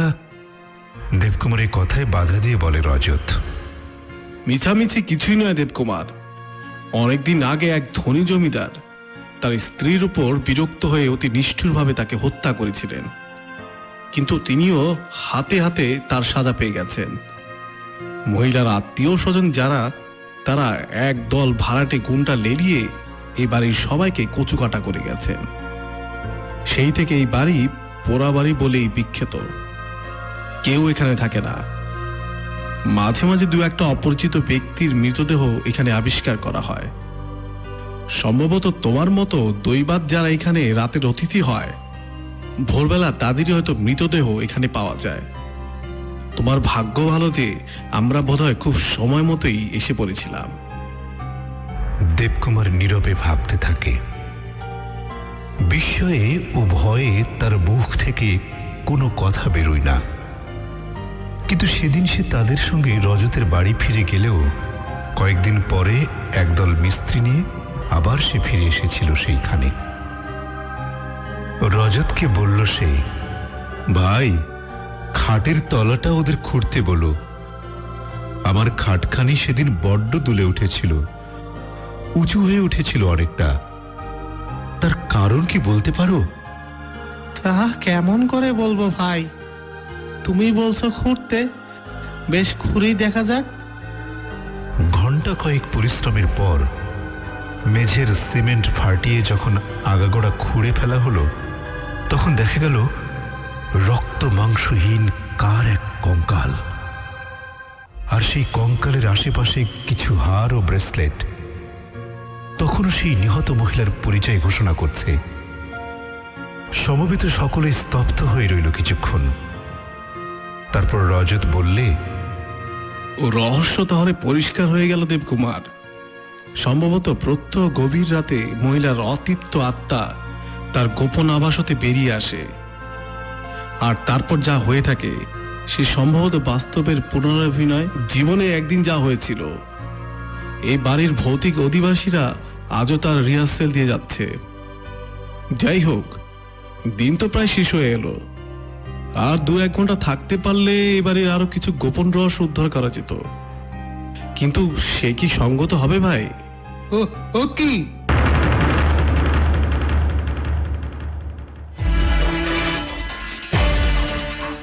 চিৎকার করে ওঠেন ডাক্তারবাবু। সেদিকে তাকিয়ে তারা দেখে এক পাল সাদা ও কালো বাদর হঠাৎ জানালার সার্সিতে এসে মাথা ঠুকে মরছে। তাদের কুতকুতে রক্ত চোখে হিংস্র ঝলক। জোরে চিৎকার করে ওঠে রজত, না না না, আর নয়, এক্ষুনি বেরিয়ে পড়ো দেবকুমার, বেরিয়ে পড়ো ডাক্তার, নইলে সমস্ত আত্মা আজ আবার প্রতিশোধ দিতে এগিয়ে আসবে। মুহূর্তে ছুটে বেরিয়ে যায় সবাই। মনে হলো কারা যেন তাদের পিছু পিছু বেগে ছুটে আসছে। নাগাল পেলেই বুঝিবা ঘাড়ে ঝাঁপিয়ে পড়বে।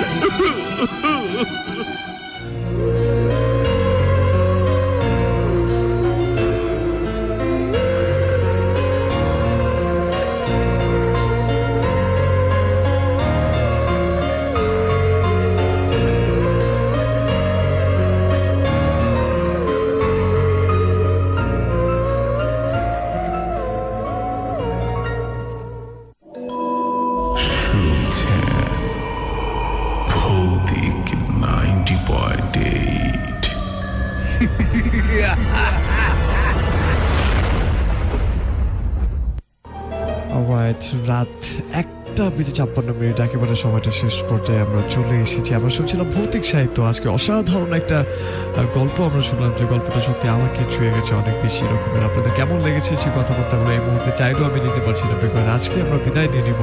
আমি কনক আপনাদের সাথে ছিলাম এবং ফিরোজ খান রাত 2টো পর্যন্ত প্রতি মঙ্গলবার যেমনটা করে থাকে। এই মুহূর্তে উজ্জ্বল সিলেট থেকে আমাদেরকে SMS করছেন। তিনি বলছেন যে আমার জীবনের ঘটনা রয়েছে, স্টুডিওতে এসে বলতে চান। আপনি সালমান হায়াত গাজীপুর ব্রাদার্স, আমি তোমাদের নতুন বন্ধু এবং আজ আপনি আমাদেরকে প্রথম শুনছেন। আমাদের সাথে যে নাইম কুমিল্লা থেকে রয়েছেন, এমনি নুরাইল গুলশান থেকে আমাদেরকে SMS করেছেন এবং এমনি করে আমাদেরকে অনেকে SMS করছেন। প্রত্যেককে থ্যাঙ্কস জানাচ্ছি আমাদের সাথে থাকবার জন্য, যেহেতু সময়টা একেবারেই কম। সো আমরা এই মুহূর্তে শেষ করে দিতে চাই, বাট তারও আগে কিছু প্রাপ্তি স্বীকার করতে চাই যারা যারা আমাদেরকে SMS করেছেন। সাইম মিরপুর থেকে আমাদেরকে SMS করেছেন, কাউসার নয়ন আমাদেরকে SMS করেছেন এবং আমাদেরকে